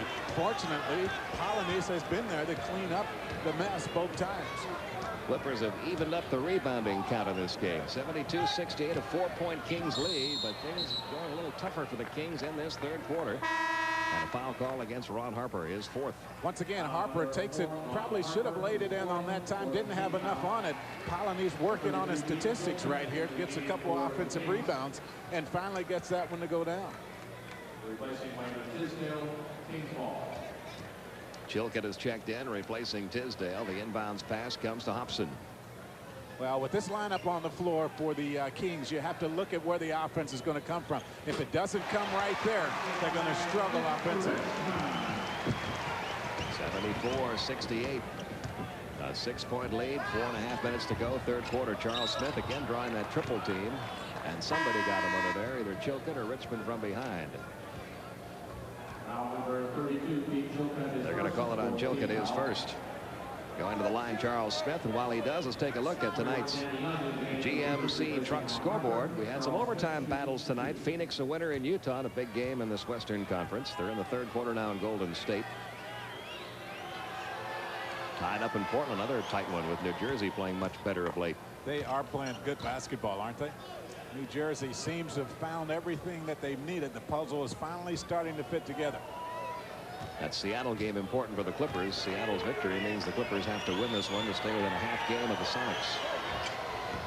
Smith hits 1 of 2. He has 11 points, 74-69, 5-point lead with 4:20 to go. And Richmond works against Danny Young. Now expect Mitch Richmond here to find a way to handle the ball more and try to find a way, they will right now, to get more scoring from him. You look at the other guys that the Kings have on the floor. Chilcutt, Coswell, Hobson, and Anthony Bonner. And those guys do not score a lot of points for this team. That game in Utah, and it's closing seconds now. 113-108, Phoenix up in the overtime period. Hobson almost had the ball stolen by Grant. We get a whistle. And a foul call. Foul number 23, Gary Grant. Call for his first. Well, the shot clock running down, and Grant kind of bells him out that time by pulling the arm of Hobson. At the line, Dennis Hobson, who is a pretty well-traveled player for being in the league his 5th year. New Jersey, of course, for the first couple of years out of Ohio State. was simply unable to get his shooting percentage up to the liking of the Nets and moved over to the Chicago Bulls. Now over here to the Sacramento Kings. And I think about when you talk about these three teams that he has spent the most time with, this is a team probably that needs him to play consistently the most. I mean, especially when you consider Chicago, they have so many weapons. Here they need the offensive production. Underneath, it's Danny Manning. Right now, let's go back to Craig Sager. Some more bonus coverage coming up for you. Okay, thank you, Pete. Here's the story. John Stockton has fouled out. Kevin Johnson has led the Phoenix Suns to a 2-point lead. It's a 2-point margin right now with 39 seconds. Let's go back now to Pete. Charles Smith just picked up his third foul on a great move by Dennis Hobson. He goes back to the line again. Well, that's just what I'm talking about. He's with the second unit that the Kings don't get a lot of scoring from. If he's not providing the point production, they're going to be wondering where they can get the offense from. That's why I think it's important for him to be consistent night in and night out. Hobson completing the three-point play, gets that Kings lead back up to 8 with 3:40 remaining in this third quarter. And the whistle on the foul call is going to be against Pete Chilcutt, who's picked up in second. Well, before the shot, so don't count that basket. Number 32, Pete Chilcutt, the second. Kings in the middle. Now, this is what you missed. Now, this is what I'm talking about in describing Hobson and his importance. Look how aggressively he takes the ball to the basket right here. Gets there, gets the foul. And those kinds of plays will make him a very valuable person with the team. Clippers have had this happen to him a lot this year, really having a tough night of it at the free throw line. As a team, the Clippers shooting only 71% from the free throw line. That is low for the NBA. Close ball games and the free throw percentage really magnified. And 2 more misses there from Charles Smith, who's now 2 out of 4, but the slam back by Smith, giving him 14 points on the night and getting the Clippers back to within 6, 3:20. Give Polynice credit. He kept it alive again. Getting a hand on that ball, Charles Smith. The turnover. Polynice had it, lost it, got it back, and hands it off to the better ball handler, Danny Young. Down it comes to Danny Manning, who's been a fairly quiet performer so far tonight. Came up short that time. Smith pulls it away off the glass. And Charles Smith now with 16. Let's go back to Atlanta. Here's Craig Sager. Thank you, Pete. It's all tied. 24 seconds left. Let's join George Allen and Joe Gilmartin. 9, 8 on the shot clock. Chambers. Foul call. Chambers will go to the line. Mike Brown says, no way did I foul him. But Blaine Reichelt called the foul on Brown. His third. 11.3 seconds to go. You be the judge. Was he stationary? Tough angle there to see. Yeah, we couldn't really tell. But Chambers going to shoot 2 big free throws. Tom with 19. Only 4 in the second half and overtime.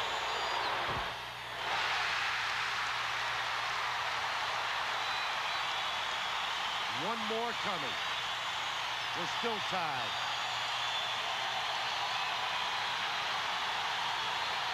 They loved him when he played here at Utah.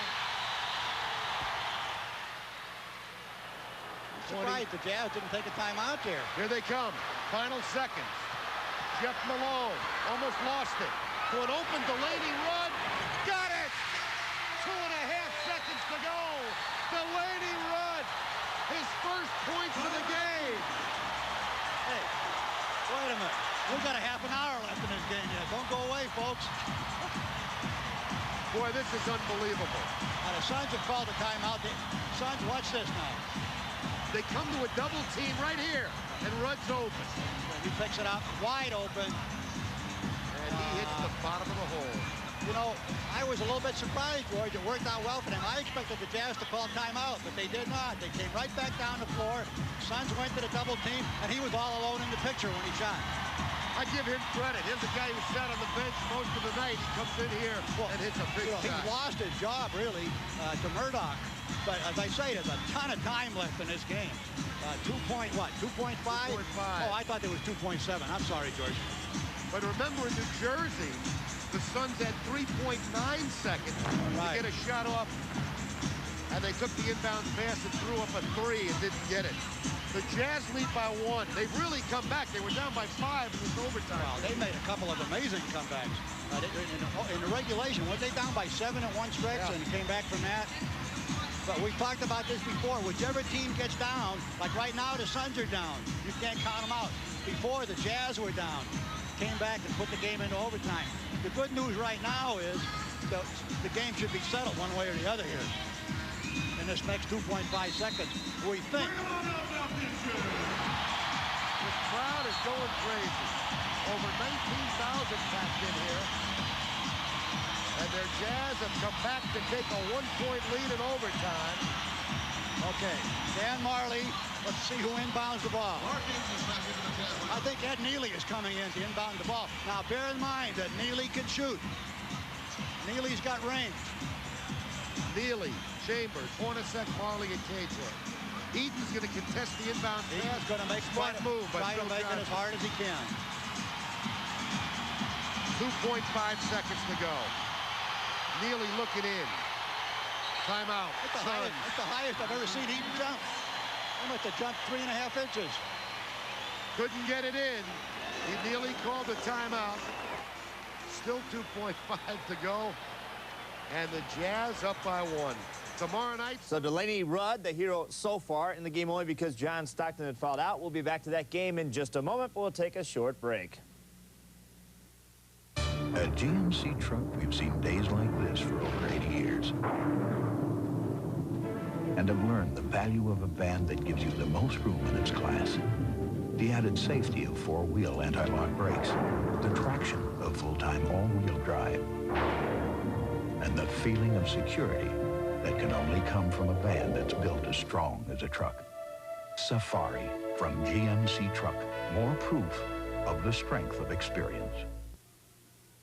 1983 to 88, Jim Weiner, director of the county's Health and Human Services Department, cuts welfare rolls by 7,500 people before leaving. 1992, able-bodied people are again living on handouts. Government should care for children, the elderly, and people with disabilities.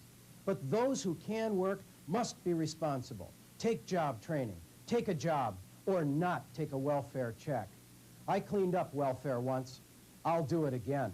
Paid for by friends of Jim Weiner. Quality, service, responsibility. That's what the powertrain specialists at Engine and Transmission Exchange promise.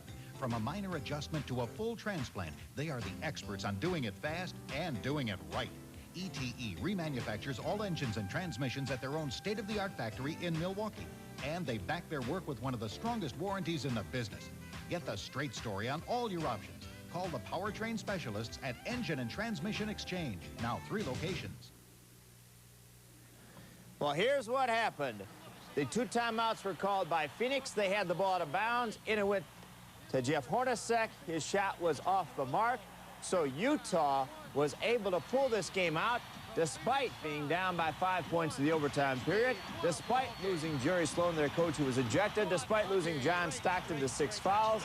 Delaney Rudd getting his only action, his only basket, but it is the game winner. He comes in overtime, sinks the basket. Here's the last play. Phoenix with a chance to win. There's the pass from Ed Neely to Jeff Hornacek. Shoots it over Mark Eaton. Great defensive play by Eaton, who was also guarding Neely on the inbounds play. Utah able to win by 1. Now let's go back to Sacramento. Pete Van Weeren and Jack Givens. We're back at ARCO Arena. We've got a timeout with 56.3 seconds remaining in quarter number 3. Kings over the Clippers, 81-77. As the Clippers have gone more to an inside attack here in this 3rd quarter. Pete Van Weeren, Jack Givens with you tonight from ARCO, a sold-out ARCO, as it is every time the Kings show up here. They get great support here in Sacramento. You just wonder how hard these tickets would be to get if this team is able to get things turned around, which they hope to do, and they might be. You know who they remind me of? They remind me a little bit of the New Jersey Nets about a year ago. Right. Yeah, New Jersey finally has started to put it together and playing much better. And I look at this Sac team. They are young. They are going to get better. Maybe another draft or 2. They pick up a couple more players, and they are going to be a team that you really have to be concerned with out here in the Western Conference. Play about to resume. It'll be Ken Norman inbounding the ball to Danny Young. Clippers trying to pull back to within 2. Hobson on Young. Manning inside. There's the inside attack again. He gets his own rebound, puts it back and in. Manning with 12 points now. It's back to a 2-point Kings lead. You have to wonder about the difference in this Clippers team. They look like a total different ball club. In the first half, nothing coming inside, relying heavily on the outside jump shots. And Richmond going wall to wall, dishing it off to Hobson for 2 off the glass. Dennis Hobson has all 7 of his points in this third quarter. Kings by 4. You see the time remaining. Got about a 7-second differential in the shot clock and the game clock. Shot clock down to 15.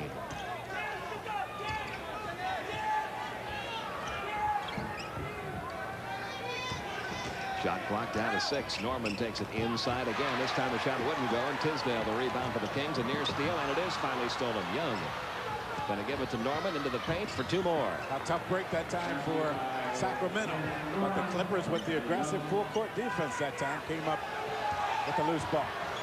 83-81 is going to be launched from beyond the mid-stripe line by Tisdale, and almost went as the horn sounds, ending quarter number 3. So we've got us a ball game, 1 quarter to play, and the Clippers are back in it. It's 83-81. Sacramento in the lead with 1 quarter remaining.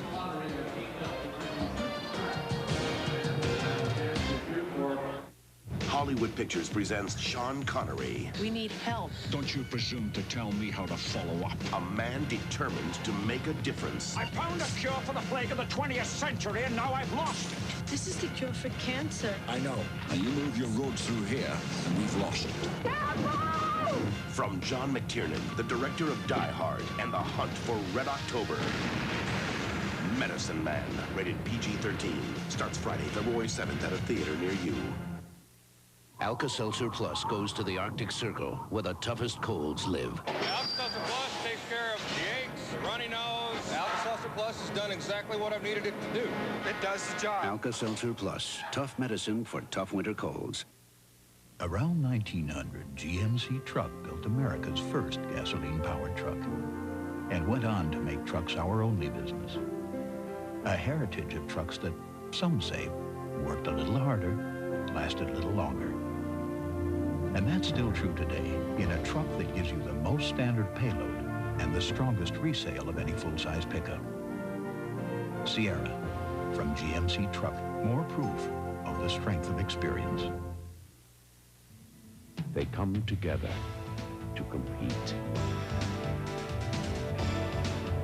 Every day, they challenge their limitations.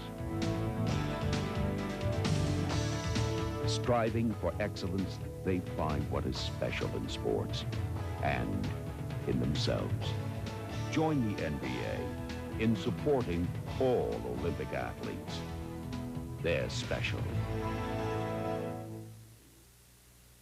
For the battery that performs 3 times better than industry standards, you've got to get to Sears. Out here, if you don't have a Die Hard, you don't have a prayer. Sears Die Hard. More power when you need it most. Who's going to back it better than Sears? Well, there's your score with the 4th quarter about to begin. Sacramento up by 2 over the Clippers. Jack Evans, I guess we can look for the Clippers to do what's worked here in the second half, stay with the inside attack.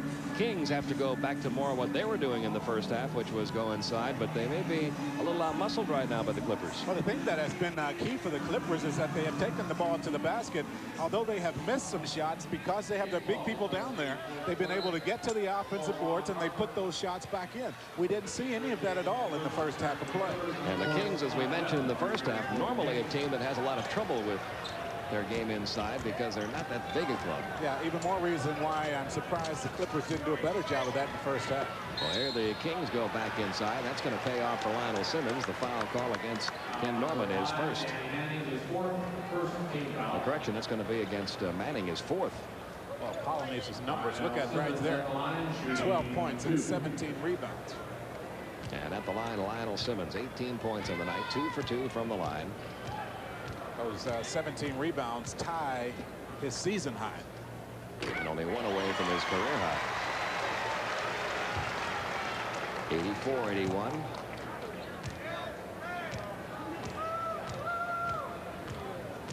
84-81. Simmons, one of those between-sized guys. You almost call him a point forward. He handles the ball right in the Kings attack. He can dribble the ball. Good outside shooter, has an inside game. He can score, he can rebound. He can also pass the ball. And Danny Young, left uncovered, was able to go wall to wall for his first two of the night. The Clippers just, the Kings just no help from the weak side at all. Didn't even see the ball coming. Spud Webb takes a spill. They talk about a mismatch. There's James Edwards at 7-1, committing his third personal on Spud Webb, who is 5'7". Watch Danny Young right there. Hobson doesn't even see him coming, has his back to the basket, and not able to get over there to help out. Yeah, I think it's important for Spud Webb to start pushing the ball down the floor as he did in the first half of play. So many baskets were created because of his ability to use his quickness and get the ball in the open floor. Webb has hit his season average. He's right at 15 points now. 5 of 6 from the line. 86-83.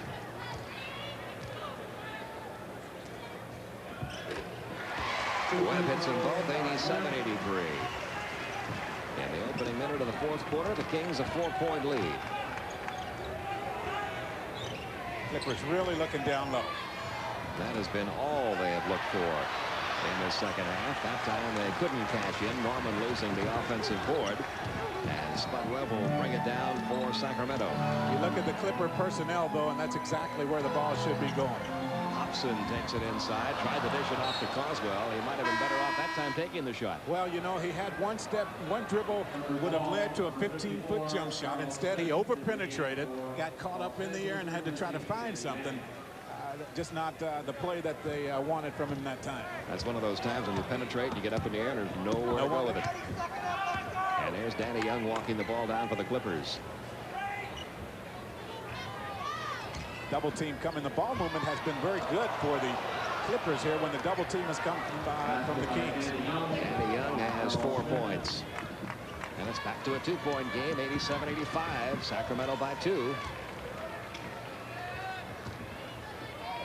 Lionel Simmons comes up short. Rebound pulled away by Hobson. An offensive board and 2 more points. But then it's Hobson who has given the Kings some quality minutes off the bench in the second half. Well, I like his activity down around the basket. He's been very effective. Norman over Coswell. Nope. Rebound is out of bounds. Ball still belongs to the Clippers. They are trailing by 4.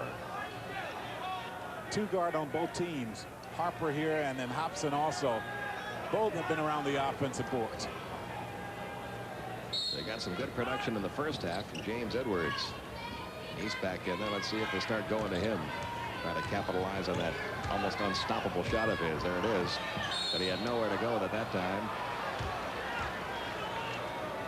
A lot of reaching right now by both teams, but the Kings in particular down low. That's 4 on Coswell.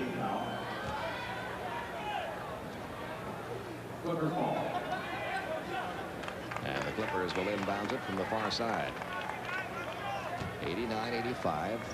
Sacramento up by 4. Oh, there he is with that fall away. You can't stop that shot. If he's got that shot going, there is virtually no way of stopping it. I mean, it's amazing. He catches the ball in the paint and ends up shooting a 15-foot jump shot without putting the ball on the floor. 89-87, 2-point game again. We will not see Coswell take that shot or try to over Edwards. But you know, they've gone to him more down low than they normally do. But he has to take the inside move like that. Yeah, he's been shooting a little jump hook, and it just hasn't been there. That time he squares up, takes it right to the basket. And he got a hand on that one to break up the pass. Here's Spud Webb trying to bring the ball across the court. Almost lost it. Gets by Danny Young into the paint, dishing off underneath, but stolen by Ron Harper. And a little showtime here. Who's going to put the show on? Charles Smith. Well, good unselfish play that time by Kenny Norman. Gave the ball up. Smith with the basket. 91-89, a 2-point Sacramento lead. Spud Webb again going all the way to the baseline. You know, Spud had a chance to take that ball right to the basket. Should have taken the shot just like that. As he drifts across the lane, Spud Webb scores his 18th point to get that lead back up to 4. Well, the Clippers now pushing the ball down the floor themselves, trying to get some quick shots at the basket. There's the double team once again. And we get a foul. Anthony Bonner picks up his first. Now here's Coswell taking the ball to the basket. Once again, he's been coming across the middle, shooting a little hook. It hasn't gone this time. He squares up, takes the ball aggressively to the basket. Spud Webb also with some success in the paint at 5'7". 8:43 remaining in the game. Danny Young to Ron Harper with Hobson on him. They'll clear it out, try to give Harper a chance to work. And away from the ball, we get a whistle. That's a big call right here. Coswell picks up his 5th personal foul. So what's going to have to happen now? The Clippers will probably go small. Actually, they're going to get Dwayne Shinsis into the game. That's a big move because Shinsis hasn't played a lot. He's not been effective as of late. Out to Danny Young, who tries one and nails one from out in three-point land. He has 7 points all in his 4th quarter. It's a 1-point game now, 93-92. Kings up with 8:18 remaining. Lionel Simmons, 22 points on the night. And there's a turnover as the ball is stolen away by Lionel Simmons. Spud Webb takes it in too hard off the glass, gets it back, puts the jumper up now. Stormington sailing in, a big recovery and a big shot by Spud Webb. He has 20. Timeout Clippers. 7:54 to go on the night. Once again, the Kings have opened that lead back up to 5. A luxury car says a lot about its owner. Mine says I'm witty beyond belief. Mine says I'm more Europeanish. Mine says I'm the product of superior genes. A luxury car says I'm so successful I can go into debt. I'm much more handsome. Cosmopolitan. Another pathetic sheep following the herd. Says a lot. I'm irresistible. Powerful. Stylish. Sexy. Dynamic. The all-wheel drive Subaru Legacy. All it says is that you bought a great car and you can still pay your mortgage. I'm scared! Kidnapping him was easy. We're only after the money. Nobody is going to hurt the boy. I'll say they're not. The hard part was letting him go. Sybil Shepherd, Memphis. Saturday on TNT. 2 impossible missions. One against an evil leader from Baghdad. The people, those scum. The other to defeat an evil magician. 2 perilous adventures. 2 Sinbad. Sunday morning at 10 on TNT.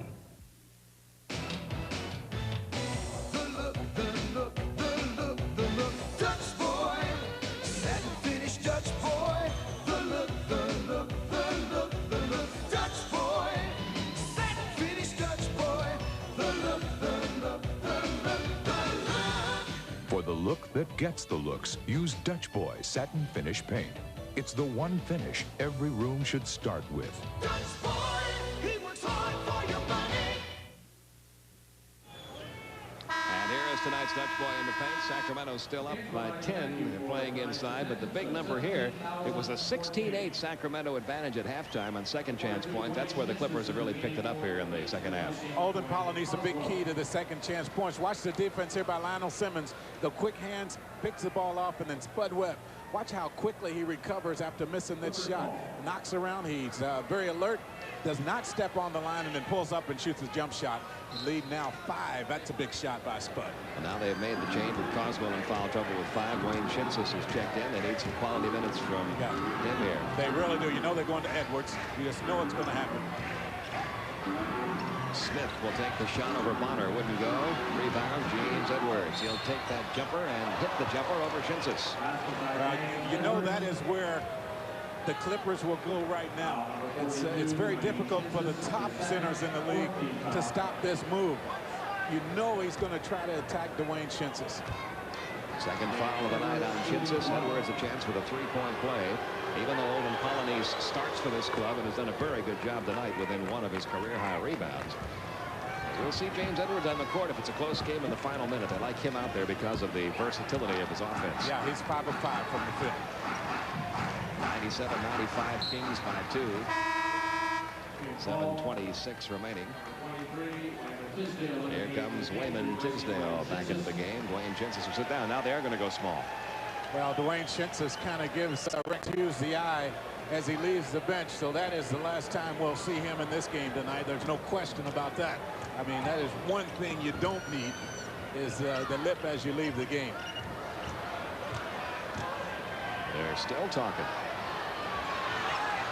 Tisdale trying to beat the buzzer, comes up short. 24-second violation.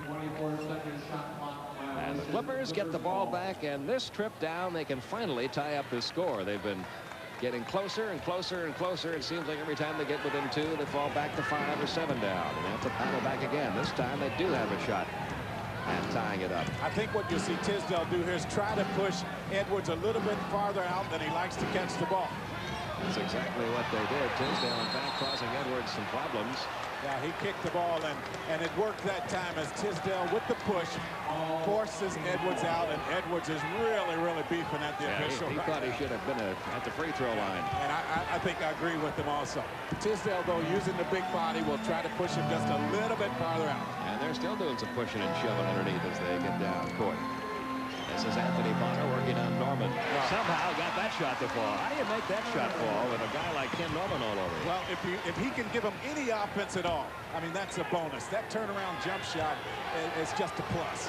Once again, the Kings have opened up a 4-point lead. 6.5 minutes to go in the game. Norman off the glass, 2 more. He has 8. Norman is very explosive. He's capable of putting up big numbers very quickly. The lead, 2 again. Richmond going up for the shot, and the ball stripped away. It's out of bounds. Harper got a hand on that ball for the Clippers, and once again the Clippers an opportunity to tie this score up. The last time this game was tied was way back in the first half at 37. And the Clippers have been edging closer and closer and closer, but they've not been able to tie it up since then. And they're not going to do it this time either. The turnover gives the ball to Mitch Richmond. Mitch needs to make sure now he gets a good shot. That's a good one. It's Spud from the outside. Short, though, and once again, an opportunity for the Clippers to tie it up here. Well, you just know if you keep giving them the opportunities, eventually they're going to tie this game. Harper walking the ball down as the shot clock now shows 10 seconds. I look for Edwards to pick up the foul here. He'll take it over Tisdale. Comes up short. I'll tell you what, Wayman Tisdale, despite giving away some size to James Edwards, has done the best job of anybody on Edwards. Well, he's a very physical player. He understands that he has to put the body on James Edwards, and you see them laughing at each other right there. I still look for Edwards to pick up a foul in this matchup. Wouldn't you love to hear that conversation right now with Edwards and Tisdale? Well, they've been going at each other very aggressively. It's good-natured right now. We'll see how long that lasts. And a timeout's going to be taken here by the Clippers. Spud Webb is going to have a technical foul called against him. Webb complained to Jack Nees. He thought Harper should have maybe gotten a traveling call when he skidded along. And a technical foul has been assessed now to Spud Webb. Well, Harper, I think, got a floor burn on that arm as he slid along the floor right there. So Webb draws the technical. Now we've got a timeout with 5:29 remaining. Did you know the cost of 2 business calls from these San Diego pet stores to Dallas may surprise you? Of course they're easy to feed. With AT&T Long Distance, your small business can get the quality you trust at extremely competitive prices. They really do make perfect pets. Even though the other company would like you to believe, they always save you lots of money. That's my big savings? That's it. Not exactly the catch of the day. Competitive price, another AT&T advantage. Excuse me, do you know what stock options are? I wish I did. The information you know you should know is in the Wall Street Journal's video guide to money and markets. This exclusive 30-minute video is free. When you call for 13 weeks of the journal for just $37, that's over 20% off the newsstand price. Call toll-free 800-421-2000 for 13 weeks of the Wall Street Journal and your free video on money and markets. That's 800-421-2000.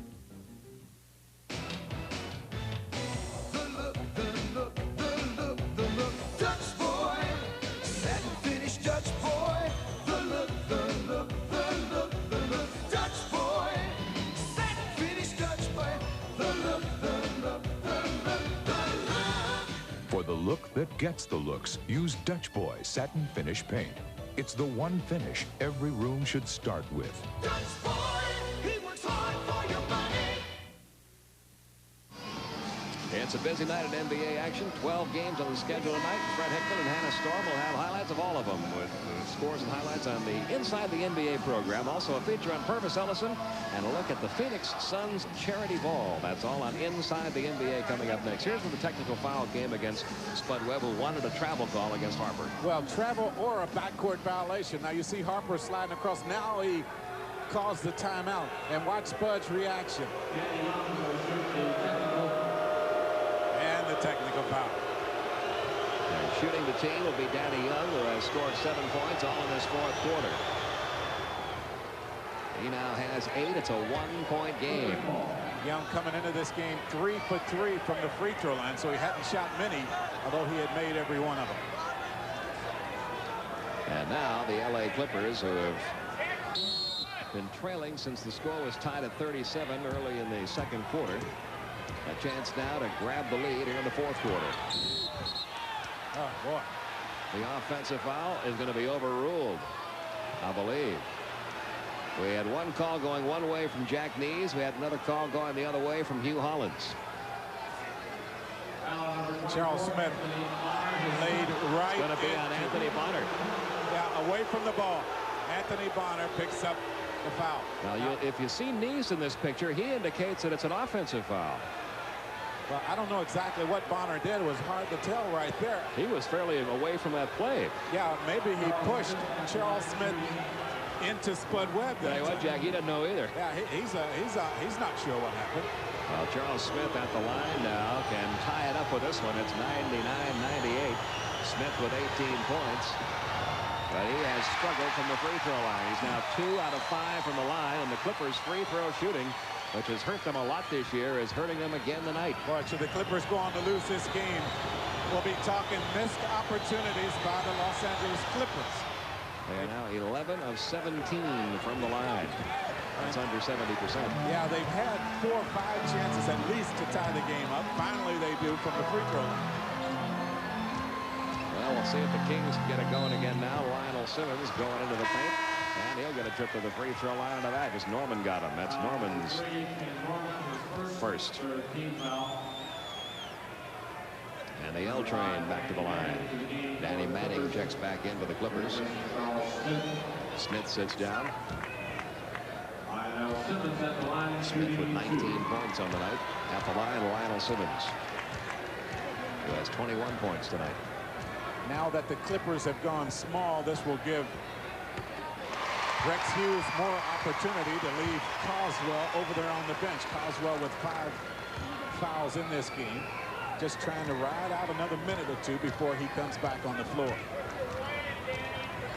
Really interesting to see that quickness of the decision by Rex Hughes after Shinsis went in and committed a quick foul to pull him right out of there and give Tisdale the responsibility of guarding Edwards, and it's been effective. Tisdale has done a good job. Yeah, that proved to be a pretty good move right there. And Dwayne Shinsis reacted very negatively as he went to the basket. A lot of words being exchanged, and Shinsis has had a difficult time enough as it is finding a team that wanted him in this league, and by talking back is not going to make it any easier for him to hang on here. This foul call came along the baseline. Mitch Richmond giving Danny Manning a pretty good shove. Richmond called for the foul, his third. Manning goes to the line. Manning with 12 points tonight. He too has missed a couple of free throws. He's 4 out of 6. Gets a lot of rim on that one. And once again, the Clippers can tie it up here if Manning makes this one. 13 points tonight for Danny Manning. He's averaging 17.5 points a game. He misses another one, and the Sacramento Kings cling to a 1-point lead. This is Spud Webb. I think Mitch Richmond right now needs to get involved offensively. He hasn't touched the ball, hasn't been real successful from the field, but he needs to have it. Well, they're trying to get it to him there. He almost lost it. Gets it back out to Spud Webb. Down to 6 seconds left from the shot clock. Down to 4 seconds left from the shot clock. Richmond's going to throw it to his coach. When you can't find an open player, you say help and you throw it to your coach, I guess. Well, this is a time that you need a guy to step up and take over. That's why I said Richmond needs to handle the ball. He is a guy that is the point scorer. He and Lionel Simmons. Simmons has been guarded very well here in the second half. So Mitch Richmond has to pick. Somewhere there was an open man. They had a double team on Richmond, but he just simply couldn't find it. And here's that Edwards-Tisdale matchup again with Bonner coming over to help out. Norman will get it over to Young. Young in the paint. That one extra pass to Harper. Harper couldn't get the shot to fall, but he'll go to the free throw line. I like the unselfishness that I see right now from the Clippers. Good ball movement, doing a good job finding the open man. At the line, Ron Harper, Anthony Bonner picking up his third foul. 101-100. Kings up by 1, and once again the Clippers, who have gotten to this position quite a few times in the last couple of minutes, but cannot hit those free throws. It's killing him. It's amazing. They have only hit 4 out of 7 free throws in this fourth quarter. They have only hit 12 out of 20 free throws in this game, and they still trail Sacramento by 1.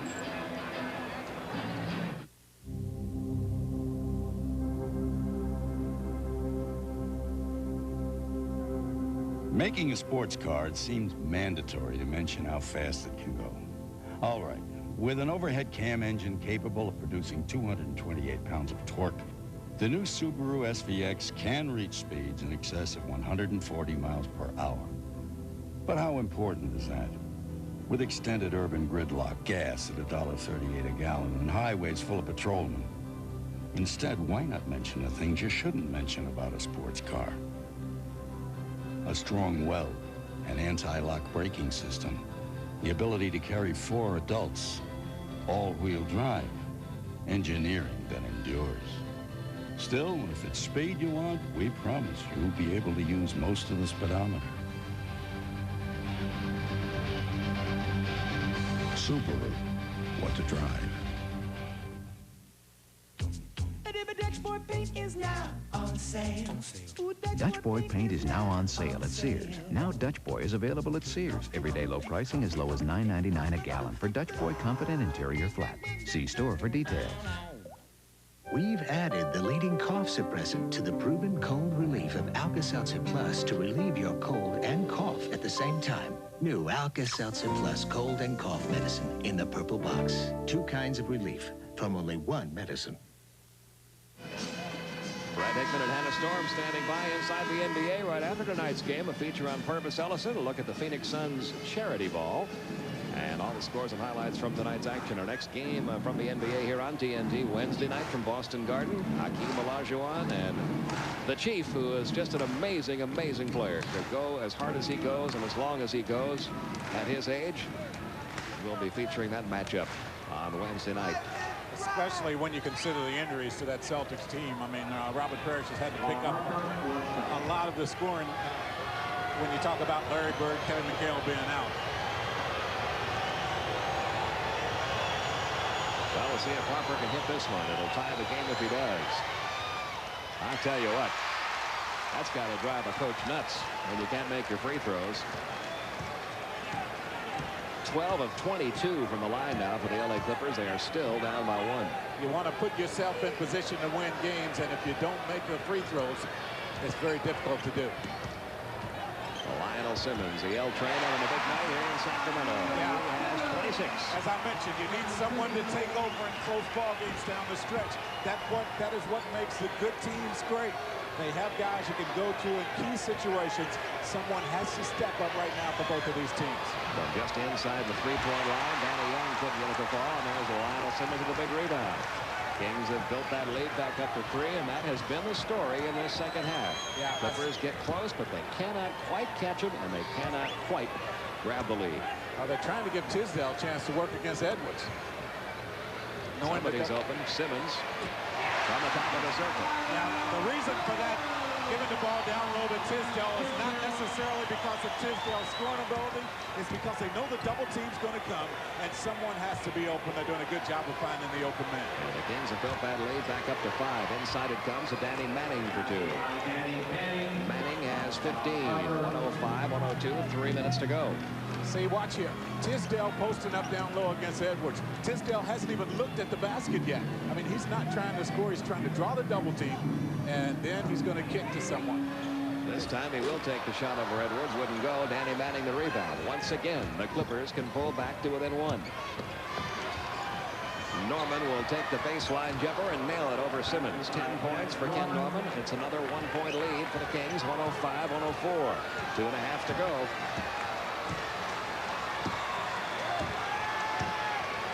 Isolation situations, that's what they've been doing. They get the ball into Lionel Simmons. He has got Norman on it. Back out to Spud Webb. Back to Simmons. 5 seconds left to shoot it. Turnaround jumper from the baseline. Wouldn't go. The offensive board and the putback by Anthony Bonner. This team of Sacramento Kings, which has had so much trouble on the boards this year, having a good game on the boards tonight. They're up by 3 again, 2 minutes to go. If Bonner's going to score, he has to do it just right there. But the few times Sacramento has not rebounded anybody this year, 45-42, they have the edge over the Clippers right now in boards. And Danny Manning with a chance now for a three-point play as he gets his 17th point. Anthony Bonner picking up his 4th foul and a chance once again with the Clippers to tie it up. 73% from the field in the last 3 games is Danny Manning. Good down on the low block.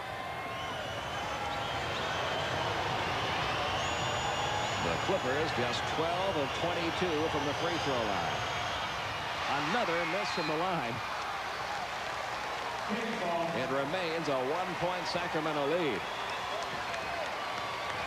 12 of 23 now from the free throw line. Danny Manning, a 68% shooter, isn't even doing that tonight. He's only 1, 2, 3, 4, and 8. Horrible free throw shooter. 1:38 to go. Simmons had his shot blocked, but Tisdale comes up with it out near the sideline. 6 seconds left on the shot clock. They're going to have to hurry. Spud Webb draws a crowd, took the shot. The putback wouldn't go. The rebound pulled away by Danny Manning. Almost threw it away. Good save there by Young. The Clippers have not led this game since it was 3-2 in the opening couple of minutes. They can grab the lead here. And they're going to get a whistle. The basket doesn't count. The whistle came before the basket. And Wayman Tisdale called for his 3rd. Charles Smith comes up limping right here. You'll see him right here. Take the ball to the basket. Tisdale from the front gets him with the foul. So once again, the Clippers will be going back to the free throw line. This time, Charles Smith. Like just about everybody else on the Clippers, he has had his troubles. Just 3 of 6 from the line tonight. Smith started the season on the injury list. Arthroscopic surgery on his knee.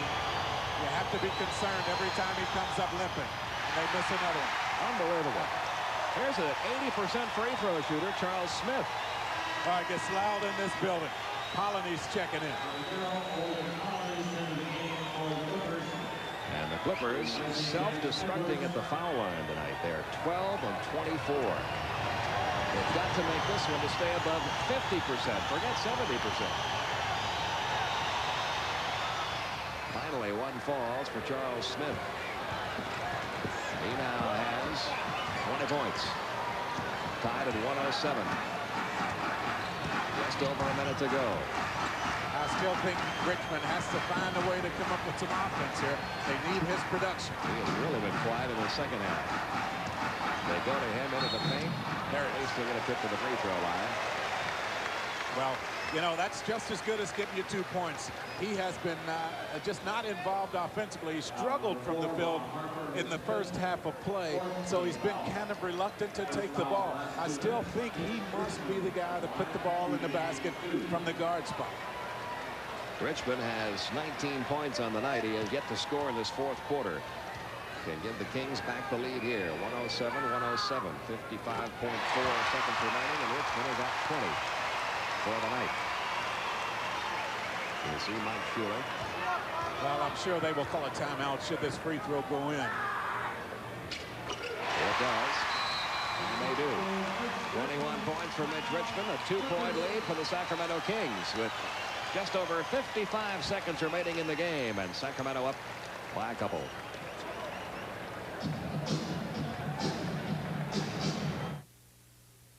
Perché sei andato Marco?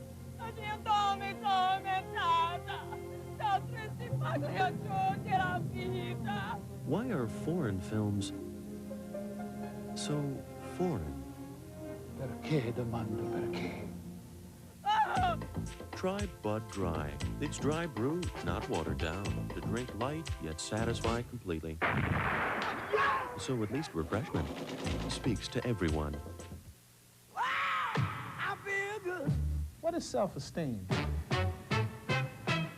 Self-esteem, to me, is believing in yourself. It's being proud of who you are. Self-esteem is what you see in the mirror. If you see a bright student, then you can be a bright student. I feel good. You've got to have a high self-esteem, because if you don't believe in yourself, who's going to believe in you? Take pride in yourself. Stay in school. It's your best move.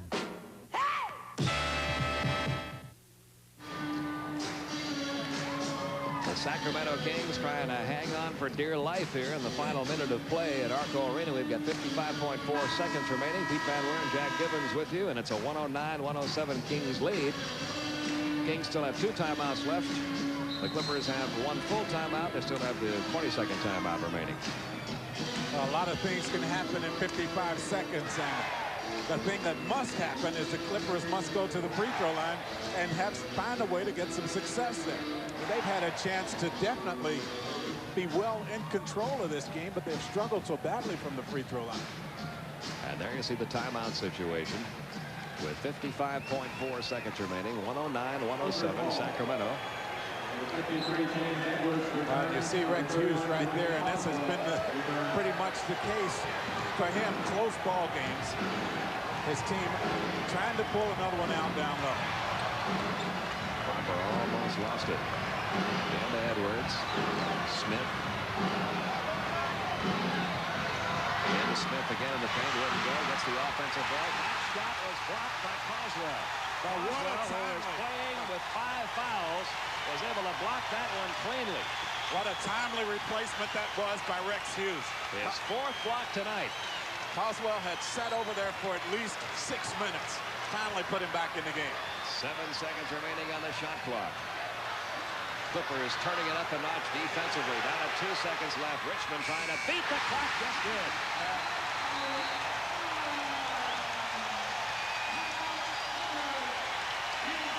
8.1 seconds remaining. It's a 4-point lead for Sacramento.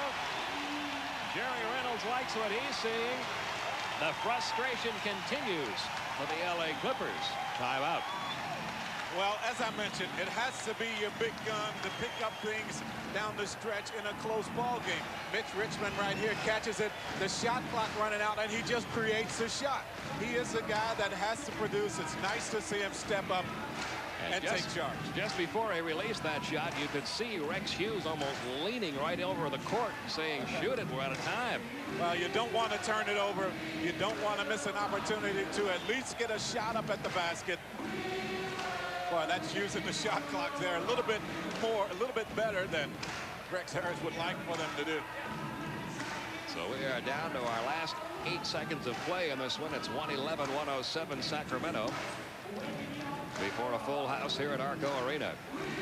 Fred Hickman had a storm. Coming up next inside the NBA. All the scores and highlights from the night.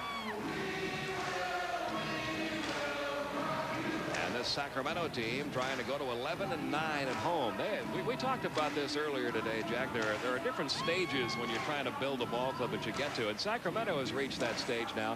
They're not a team that's going to lose most of their games home and away. They are the kind of team now that can beat just about anybody at home if they play as well as they can in front of the home folks. They have a lot of trouble on the road, though. They've only won 3 out of 24 away from here. Yeah, you talk about building a ball club. The way to do that first is to win your home games. You want to make sure you're effective in your own building, and that's what they have done. And now it will be the Clippers' ball. They're down by 4. What a block that was by Coswell, though, that led to all of that.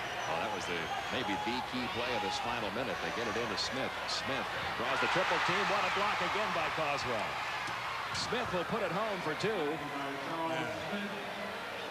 We have had 5 blocks tonight, 2 in this final minute by Dwayne Coswell. It's back to a 2-point game, 111-109. Under 2 seconds remaining now. Well, Coswell, the thing that is important here is he went up there aggressively, playing with 5 fouls. And you know, the way you pick up the fouls is when you go about it in a lazy manner. He wasn't concerned about picking for 6. He went up with authority, knocked those 2 shots away. 2 big defensive plays down the stretch. And now Spud Webb at the free throw line. He has 20 points tonight. He has 8 assists tonight. He is, however, missing that free throw to keep it a 2-point game, 111-109. That's his second miss from the line tonight. He's now 6 out of 8. And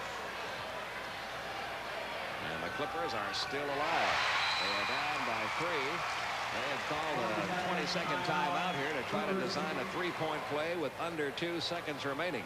And Rex Hughes will go to work on the defensive side of things as Mike Schuler talks over a final play to try to get the Clippers back in this one and send it to overtime. Well, I think Schuler called the 22nd timeout because you'll probably see Rex Hughes call it full timeout after he sees how the Clippers will set up offensively. They'll try to see here what play they want. But you look at the three-point shooters on the floor now for the Clippers, and of course you have Harper who can put the ball down. Young is on the floor also, and Grant probably will check into the game as well. So we'll have three guys out there capable of hitting that three-point shot. Now, why are they not taking the ball out the floor? I guess the Clippers tonight as a team 4 of 9 from three-point land. Well, the 22nd timeout prevents them from taking it out at the half. Into Young, he will launch one from beyond the midcourt stripe, and the frustration continues for the LA Clippers. They had their chances, but the Sacramento Kings able to hold on and beat the Clippers for the second time this year. 112-109. Sacramento wins it. Smiling Jerry Reynolds looking on as the Kings have beaten the Clippers. Back to our Atlanta studios now, and Craig Sager. Well, thank you very much, Pete. It's not often you see Jerry Reynolds smiling, at least not this year. One of the busiest nights of the season, 24 teams in action, 3 of the 12 games going into overtime. Who do we select for our finishing touch? Michael Jordan. Now in his 8th season, we've seen Jordan do it all, but tonight, Hair Jordan pulled a rabbit out of his hat. He's not easy to guard, but the Dallas Mavericks do a great job of blocking the lane. But here he comes, off balance, no look, over the head, spinning off the backboard and in. Michael Jordan, tonight's finishing touch.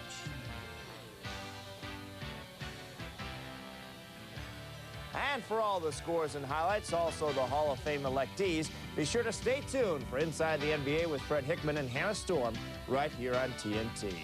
Pete and Jack will be back with our Budweiser Player of the Game in just a moment. Thanks for being with us.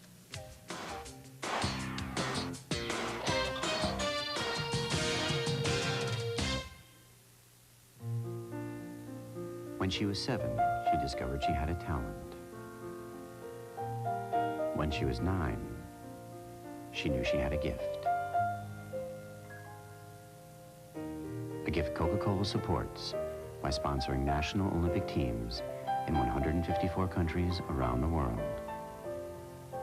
A gift we celebrate as the Olympic spirit. Can't beat the real thing. A luxury car says a lot about its owner. Mine says I'm witty beyond belief.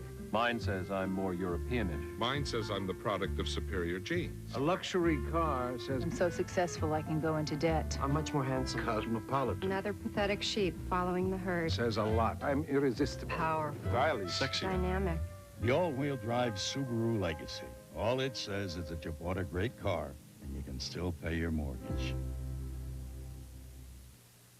Tonight's game has been brought to you by Bud Dry, dry brewed so it drinks light yet satisfies completely.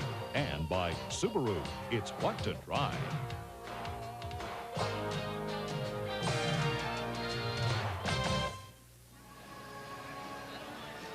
A big win for the Sacramento Kings, 112-109, and the Los Angeles Clippers cannot say that they didn't have their chances. They had them, but in that closing sequence of plays, final couple of minutes, Kings made all the big baskets, all the big free throws, all the big rebounds, and got all the big blocks. Well, that is key in winning close ball games. The Clippers definitely had their chances in this game.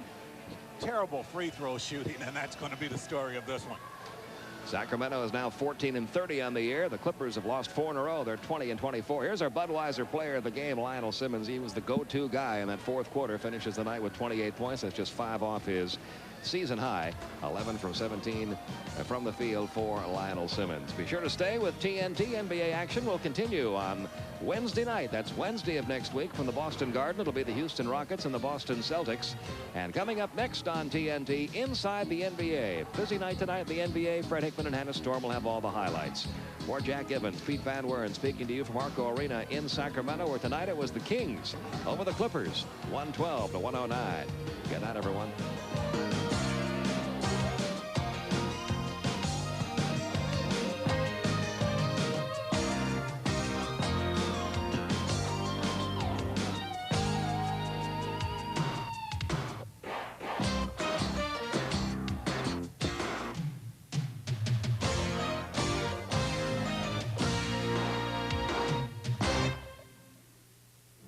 A promotional fee has been paid by Delta Airlines. We love to fly, and it shows. Mama may have, Papa may have, but God, just a child that's got his own. That's got his own. The movies, interviews, and rare shorts. TNT salutes black performers. All February long on TNT. Congratulations to TNT's ACE Award-winning exclusive premieres, special events, and sports events. The ace goes to Christine Lottie, Crazy from the Heart. And the ACE Award goes to Vanessa Redgrave, Young Catherine. Documentary series, Trials of Life, TNT. Informational documentary host, David Attenborough, The Trials of Life, TNT. NBA All-Star Saturday, TNT. I want to thank all the people at TNT. Keep it up.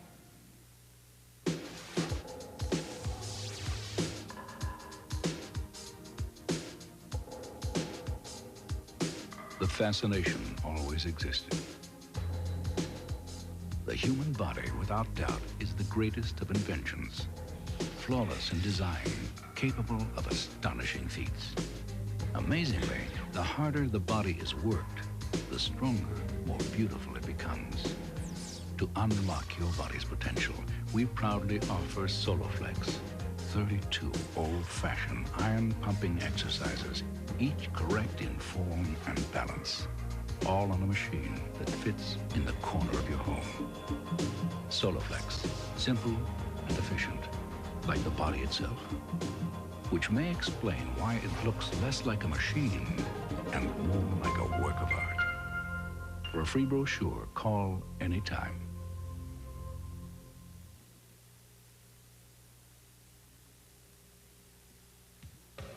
Tonight, inside the NBA, the Bulls attempting to avoid 3 straight losses for the first time this season, and the Blazers trying to win their 5th straight. Dominique Wilkins dealing with the pain of sustaining the first serious injury of his career, while Purvis Ellison begins to come into his own. And in Phoenix, they simply had a ball that night, as will we this night. Next!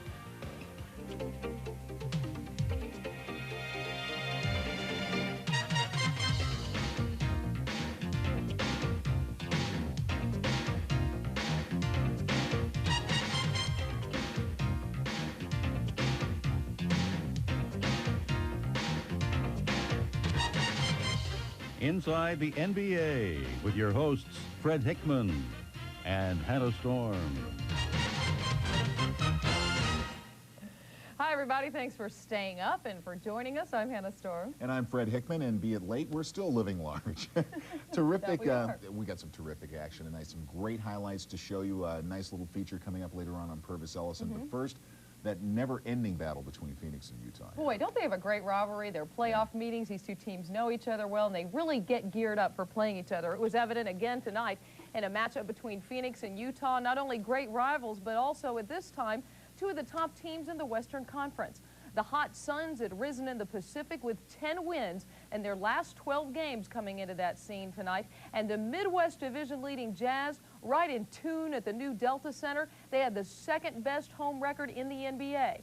The result, overtime for the 2nd time in 2 meetings between these teams, and we shouldn't even be surprised at that. And Jazz coach Jerry Sloan getting tossed early in the game, leaving it to Phil Johnson. And Johnson's Jazz were down after this runner by Jeff Hornacek of the Suns. Late in the 3rd quarter, tight game the whole way. Jeff Malone misses. After a scramble, it's Hornacek again. He starts the race against the clock. Will he make it with time running out? Sure he will. The layup, and the Suns are within 1. It's 81-80. 4th quarter, Jazz down by 3, but Karl Malone, the fake, the drive, the slam. Malone, 43 points. 16 rebounds, his team within 1. And then Malone again misses. Time running out in the game, but he puts it in to tie the game up at 106 and take it into overtime. 11 seconds left in OT. Suns by 1. Delaney Rudd sat on the bench all night, but then came off and hits the jumper from the corner to give Utah the 1-point lead. Last chance for Phoenix. It's in Jeff Hornacek's hands. The running jumper, no good. Bounces off the backboard, and the Jazz win at home. Boy, are they tough to beat at the Delta Center. They've won 7 of their last 9. They are now 19-2 at home. Kevin Johnson, in a losing effort, had 28 points and a season-high 18 assists for the Suns. Fred? Well, the New Jersey Nets are on a 5-game trip west, and we're looking for their first win of the excursion tonight. But boy, did they pick a bad spot to pull over. A place where the Nets had not won since November 19th, 1985.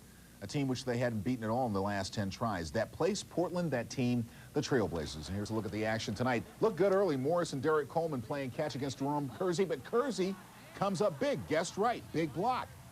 Bill Fitch, the co-product, not happy. Sam Bowie here. Look at the no-look pass to Morris, to Coleman for 2. Nicely done underneath the Nets, down by a deuce. Third quarter, and this is what you call hammer time. Chris Morris. It speaks for itself. Face job right in Buck Williams' face. Fourth quarter, the Nets are down by 15 at one point, but they go ahead in the fourth. Raphael Addison hits the jumper. Nothing but the bottom of the net, 97-96. But Clyde the Glide Drexler and this man, Terry Porter, the key down the stretch. The Blazers up by 1. They go up by 3 after this jump shot. A half-minute remaining, and the Blazers hang on for the victory by a final count of 113-108. The Blazers continue to be a relatively hot basketball team. They have now won 5 straight. And New Jersey, tough game tonight, but 0-4 on the trip. Well, this is the kind of basketball news we don't like to hear. The Atlanta Hawks' Dominique Wilkins, who has been one of the league's most durable players over the last decade, Tuesday night, just 25 points shy of the 20,000 mark for his career, Wilkins went down with a season-ending injury. He had missed just 18 games due to injury in his first 9 seasons in the NBA. But Dominique suffered the first serious injury of his career, tearing his right Achilles tendon during a game against the 76ers. Wilkins underwent surgery on Thursday. His doctor, Jack Houston, said that he had to splice and weave together 30 to 40 strands of tendon that had torn loose, and said the doc looked like the end of a mop. Houston said, however, that Wilkins should recover to full strength, but not for at least 6 months. Of course, I'm hurt with not playing and not being there with the guys. The hardest thing for me is just sitting on the sideline watching. I think that's the hardest thing. I think the easiest thing would be the rehabilitation, because I'm the type of guy who will always work hard anyway, so that wouldn't be a problem. He's been our scorer for all these years. This year, with 28 point plus a night, we need to distribute the ball, get the open man. Don't rely on one man to score and take the place of Dominique. We can't do that. We need to disperse the ball and get the open man, and hopefully we can fulfill that void. No one is going to take his role. I think, you know, if anybody tried to come in and get 28 and do Dominique's job, you wouldn't be able to do that. But we've got 20-some shots to spread around on the team through the game, and that's the way we'll approach it. At the time, Wilkins was second in the NBA in scoring, and he had been named to the East All-Star squad just hours before his injury. Fred? That's right, that announcement coming. Everybody was happy, and then everybody was sad, but that's the way it goes in the NBA. Tough break indeed. But you know the starters for February 9th in Orlando, the All-Star game. But here are the supporting cast members announced this week. A look at the guy who will replace Wilkins, first of all, and the rest. Forward Kevin Willis will come aboard, probably deserved it anyway with the first half he had, especially on the boards. Brad Daugherty is there representing the Cavaliers, Joe Dumars of the Pistons, Mark Price of the Cavs, Reggie Lewis of the Celtics, Dennis Rodman of Detroit, the league's leading rebounder, and Scottie Pippen of the Bulls. Out west, Mutombo, the Denver Rook, gets in. Olajuwon makes the grade, as does teammate Otis Thorpe of Houston. Thunder Dan is there with fellow son Jeff Hornacek.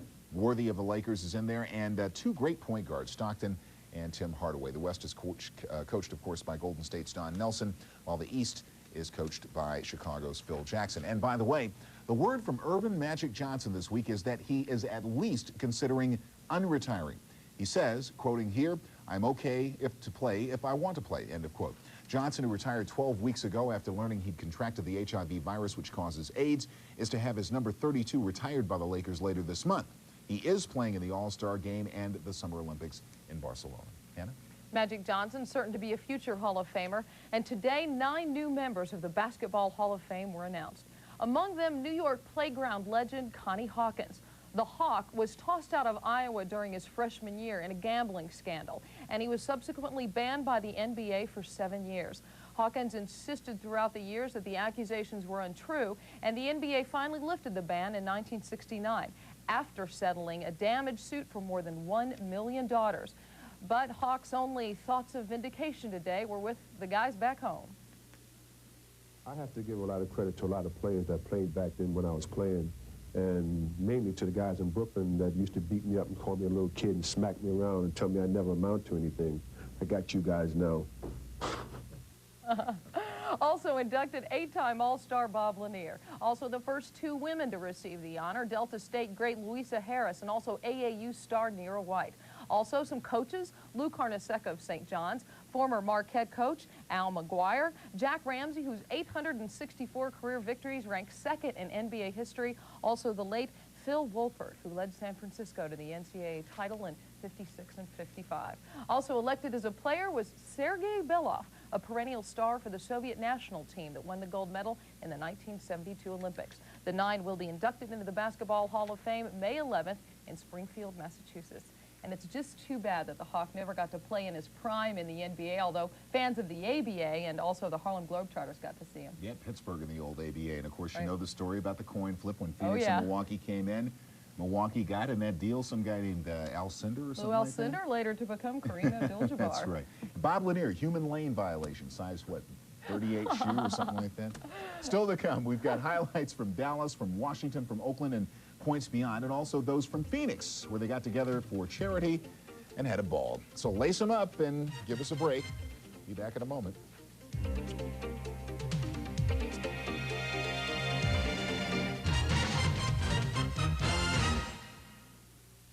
Inside the NBA is brought to you by Advil in tablets or caplets. Advil, advanced medicine for pain. It was just another Saturday afternoon until those old guys came out of the woods with axes. Just when we thought it couldn't get any weirder, it did.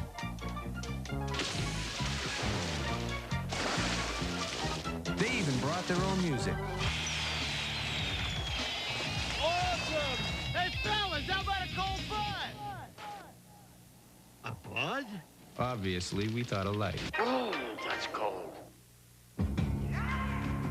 3M salutes the Olympic athletes who found a better way.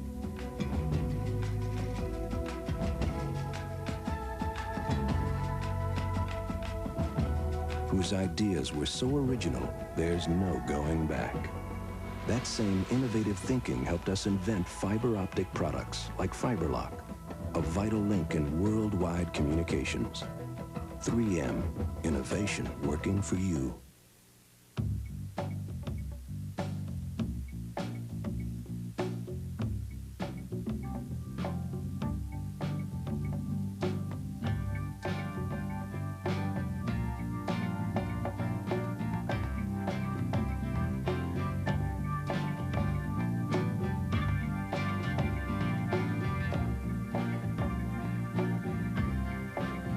Upper Deck takes you there. We know how hard you work. We'll work that hard for you. We believe in putting people first in everything we do. Every time we fly, every mile of sky, everything we do.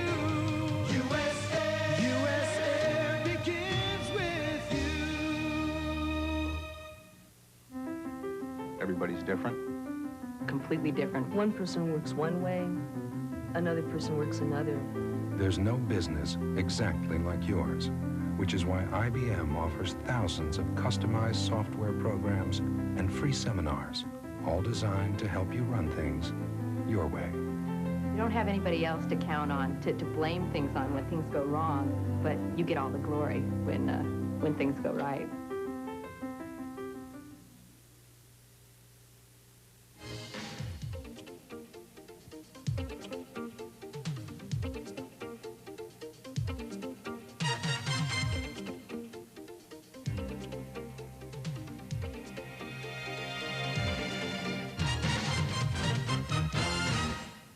All right, next we're going to head on down to the great state of Texas. It seems like a place where bulls ought to do pretty well for themselves, but alas, the world champs were squashed flat as armadillos on a dark road at night in San Antonio, and then two-stepped in Houston.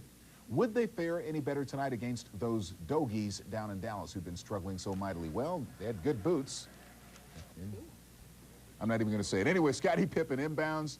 Michael Jordan. Pippen works off a great pick by Bill Cartwright for the baseline reverse. Pippen had 20 points. But watch Michael Jordan here. Takes it down, sees nobody open, so he takes it in by himself, hangs. You know, you look at it because nobody else could see it, and Michael didn't look at it himself. Great move, great shot, worth another look. Gets inside, simply knows where the square is on the back of the backboard. That's what they teach us on the playground, right? Not. Second quarter, Scottie Pippen. Watch him lob it up to Mike. Big time, gets behind everybody, got a little back pick over there, and it's an 8-point Bulls lead. And then Jordan here drops the ball, loses it, gets it back, creates, just crawls it over the front of the rim. Richie Adebayo, it just doesn't get any better than that, does it? The Bulls are winners tonight. The Mavs have now lost 15 of their last 16. All kinds of dissension with this team. Donaldson jacking up Roe Blackman in practice earlier this week. He got suspended for a day for that. The Mavs are just a mess. Anyway, on to Indianapolis. The Pacers and the Hawks working overtime. A little bed and breakfast there, I guess. In the second quarter, Stacey Augmon misses. Michael Williams breaks out. Chuck Person give it to Reggie Miller for the reverse. Nicely done. 44-31 Pacers. But in the fourth quarter, Kevin Willis hit not one, but two three-pointers to tie the game at 99. Yes, he is the 7-footer. And then in overtime, Michael Williams picks up the loose ball. It was all Indiana, and goes coast to coast for two. 105-99 right there. It was 115-106. The final in overtime, the Pacers' way. The Atlanta Hawks, if you're keeping score, are now 1-1 in the post-Dominique era. Meanwhile, the Knicks were visiting the Bullets tonight in the back end of a home-and-home series after New York got a 12-point win at home to hand Washington its 7th straight loss Wednesday night. The surging Knicks came in with 4 straight victories, and then they beat the Bullets for the second time in 3 nights, even though they blew a big lead tonight at the Cab Center. Pat Riley trying to lead his team to a season-high 4th straight win on the road. The X-Man, Xavier McDaniel, faking out Harvey Grant, the short leaner. He was 8 of 9 in the first half and finished with 29 points. 2 possessions later, Gerald Wilkins, nice baseline move over Purvis Ellison. The Knicks up by 8. Later in the first, Ellison, with a power move in the hoop, gets Charles Oakley. His team is within 10, but then the Knicks blew a 20-point lead, and the Bullets get back in it with some stingy defense. Tom Hammond's big block of the X-Man. It's 108, everybody. Going into OT, Pat Ewing takes over. In the extra period, he had 6 of his 20 points in OT. The Knicks come up with a 125-114 win. The Bullets have not won since January 14th against Indiana. Knicks have won 5 in a row. They're 4-0 in overtime games. Purvis Ellison finished with 19 points and 19 rebounds in a losing effort. Boy, that Purvis. You know, sometimes guys hit this league with a big bang. They land on the NBA floors running as rookies. For others, though, it takes a little time, and one such case is Purvis Ellison. Never more nervous as the former top draft pick overall is arriving. CNN's Jim Huber tells us about this one point of light, which is outshining the rest in Washington.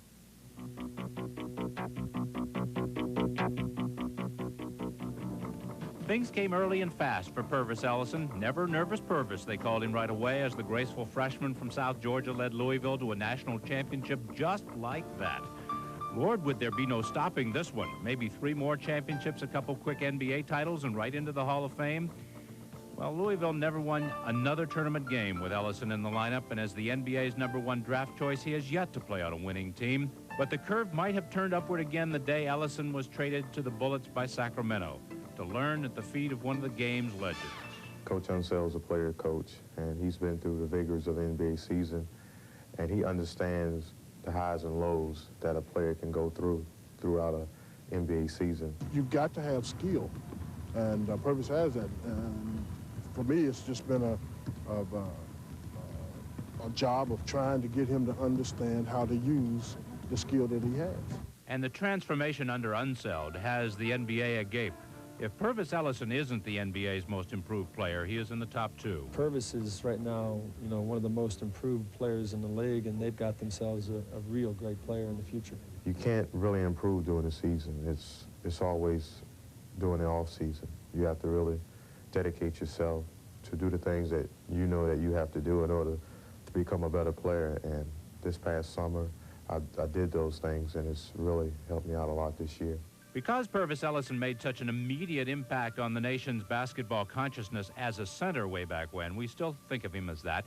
And in the Bullet scheme of things, he is working under a coach who was himself an undersized NBA center, but it's not where he figures he belongs. I played center in college, so it's not like I'm not used to it, but I think I would be more suitable at the forward spot. He realizes, and so do I, that he's giving away pounds.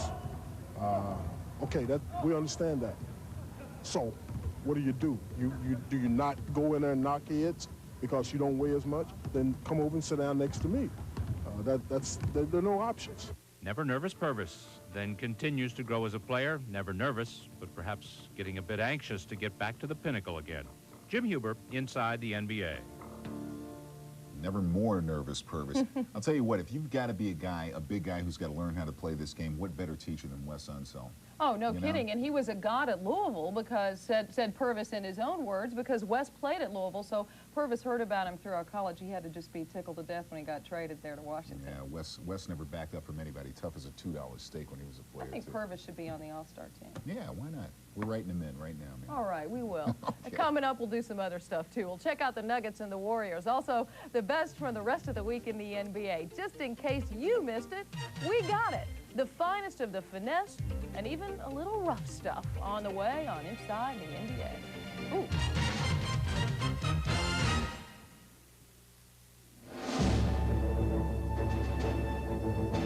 Every morning, like clockwork, one airline arrives in Great Britain non-stop from cities across the U.S. American Airlines to London's Heathrow and Gatwick, to Glasgow and Manchester. More non-stops to Great Britain than any other U.S. airline. American Airlines, something special to Great Britain. You know what's smart? This Magnavox digital CD shelf system that's incredibly powerful, compact, but what's really smart is this Magnavox 8mm Easy Cam that weighs less than 2 pounds. But what's really brilliant is this 13-inch TV with a built-in VCR. But what's ingenious is this 31-inch with the smart window that lets you see other channels and swap the picture. You know what's smart? This Magnavox digital CD... Go away.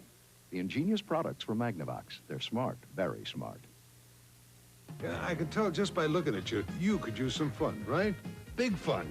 Las Vegas, Atlantic City, the Caribbean, cruise ships. But you got to take this along, the Players Club card. It's going to save you a lot of money. Well, that particular weekend, we saved $120 on the room. Fabulous rooms in first-class resort hotels. Use the card and take 25% off every day, any day. And you like to eat, right? Well, take your Players Club card. And they just automatically take 25% off of the meal. And no hassle, saving even more money. Airfare, or up to half off on shows and entertainment. So why are they so good to you? There's something about Players Club members that just stands out. They come to places like the Las Vegas Hilton and to the Flamingo Hiltons to have a good time. And that spreads to people around them. Call Players Club now. You're too smart to pay full price. New members get 2 free nights in Las Vegas or Atlantic City when the club books their flights. Call now, 1-800-421-2000.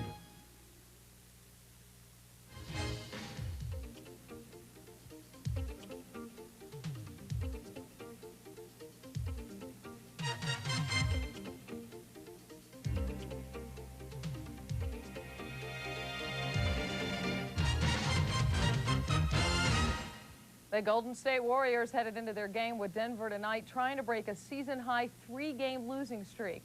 And the chances of that happening appeared pretty good. Denver was 0 for 3 against Golden State coming into tonight's game, and the Nuggets have only managed 3 wins on the road all season. Well, they did not manage their 4th at the Coliseum tonight. Todd Lichty taking it at the baseline behind his back, and a super move for the bucket. And the Warriors are up early. Warriors with the ball, Tim Hardaway. Bullet pass backdoor to Chris Mullin for the reverse. Mullin finished with 26 points. Meanwhile, look at the move that Hardaway puts on Dikembe Mutombo right over the big guy there, and he keeps the Warriors on top. End of the first half, Reggie Williams drives in, tosses it straight up, and it goes up and down. 17 points. That ties the game at 60 at the half. Second half, Warriors come alive. Billy Owens spinning around Joe Wolf for the jam. Owens finishing with 19 points. Warriors gradually build their lead. It's up to 6, and then they run away with it down the stretch. Hardaway, alley-oop jam, just serves it right up for Chris Gatling. 21-point lead for Golden State. This is a rout. Denver falls to 3 and 16 on the road. The Warriors remain 1.5 games behind the Blazers in the Pacific. And in a game you saw earlier on TNT, the Clippers dropped their 4th in a row, 21 points from Charles Smith in the loss, as the Kings' Lionel Simmons puts in 28 to give Sacramento a win at home. Fred? And an interesting thing happening with the Minnesota Timberwolves. Jimmy Rogers came in as head coach, wanted to change this franchise from a team which thought defense almost to the point of myopia to one which dared to run. So far, the grand experiment walks stiffly and has bolts in its neck. It is big. It is a scary monster. The defensive efforts have been inconsistent while the offense has been offensive. Other than that, things are going along quite nicely. Well, tonight, the Wolves were munched upon by the San Antonio Spurs, and here's a look at how. Gerald Glass takes the hard foul. Sidney Green was ejected, and Glass didn't return to action. Third quarter, Willie Anderson passes to David Robinson. Look at the good control, the nice hands, nice jam, 59-58, T-Wolves still leading. Now, Pooh Richardson makes a steal over to Tony Campbell. Richardson dishes to Doug West. Jumper, good. 98-96 T-Wolves. Now, 1 minute left in the game. They didn't play hard. Pooh Richardson misses. Rod Strickland gets the outlet, goes in for the layup. Spurs up by 2. And then 7 seconds left in the game. Spurs still by 2. Doug West has got a crack at it, but misfires. One of the better games the Timberwolves have played probably in the last month and a half, but they come up short, losing it 103 to 101. Hannah? Pretty cold, Fred, about this Timberwolves. I don't know. Yeah, that's the way it goes. In addition to becoming a force in the Pacific Division, the Phoenix Suns are also trying to be a force in their community. And earlier this month, they held a rather unusual charity ball. The event is called the Phoenix Suns Courtside Classic. This was the 4th annual, with the proceeds going to Phoenix Suns charities. Well, this was, yes, the unusual part about it. Well, there was dining and dancing, but there was also a Pop-A-Shot, and everybody wore high tops and sneakers. Makes it a lot more comfortable for dancing, as you can see. And with the entire Suns team participating, about 700 guests were in attendance. This is a nice affair and a big affair for the Phoenix Suns charities, and we're just delighted to be here. It gives the players a chance to get out and meet our fans, and that's also important to our organization. We have to get back to the community. It's the fans and the people around town here that really support us and that really, make it fun for us at the game. So we enjoy doing a few things for them. The Phoenix Suns, first in fashion and charity. The Courtside Classic raised $100,000 for local causes. Still to come on Inside the NBA, the Celtics and the Bucks and the rest of the night's scores after this timeout. Today, Tech Tred Shoe Corporation announced a major retail expansion in 25 U.S. cities. When I see a company that looks like a good investment, I check it out myself.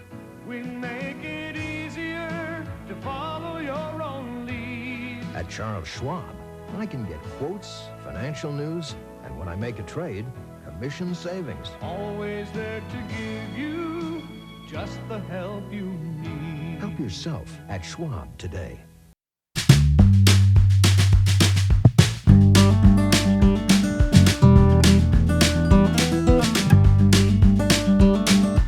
Sedan's so well built and worry-free, it even comes with its own security blanket. 2 years service and maintenance free. About all you pay for is gas. Now, why would you want to go anyplace in anything else? The new Elantra from Hyundai. Yes, Hyundai. If I want to keep playing baseball, I'm going to have to keep working. There's no off-season anymore. Every day it's just me and a pile of iron, or a bike I ride forever. And when I get sore, I take Advil. It's strong, it works, and I know it helps. And Advil's gentler on my stomach than aspirin. To last as long as I have, you got to stick with what works. That's why I use Advil.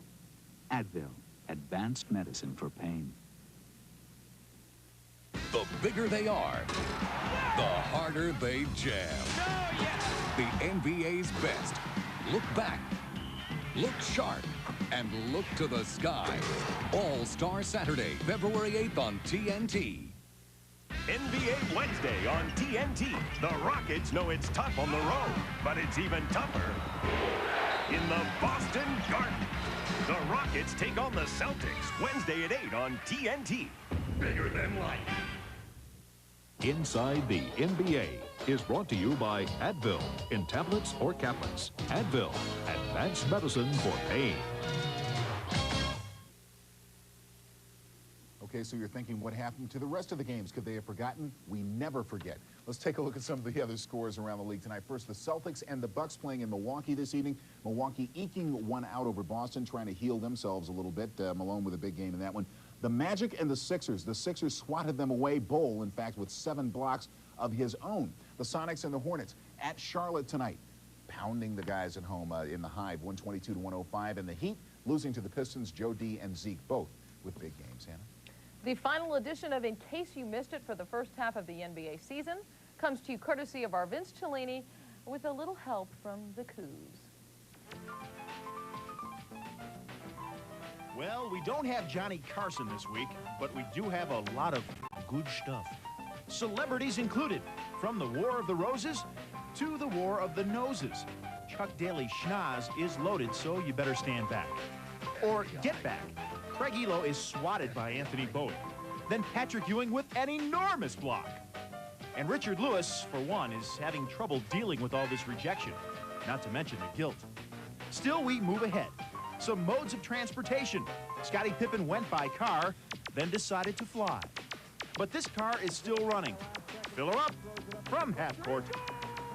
I'll tell you, the NBA is one exciting league. No matter how long you've been around it, it never ceases to amaze.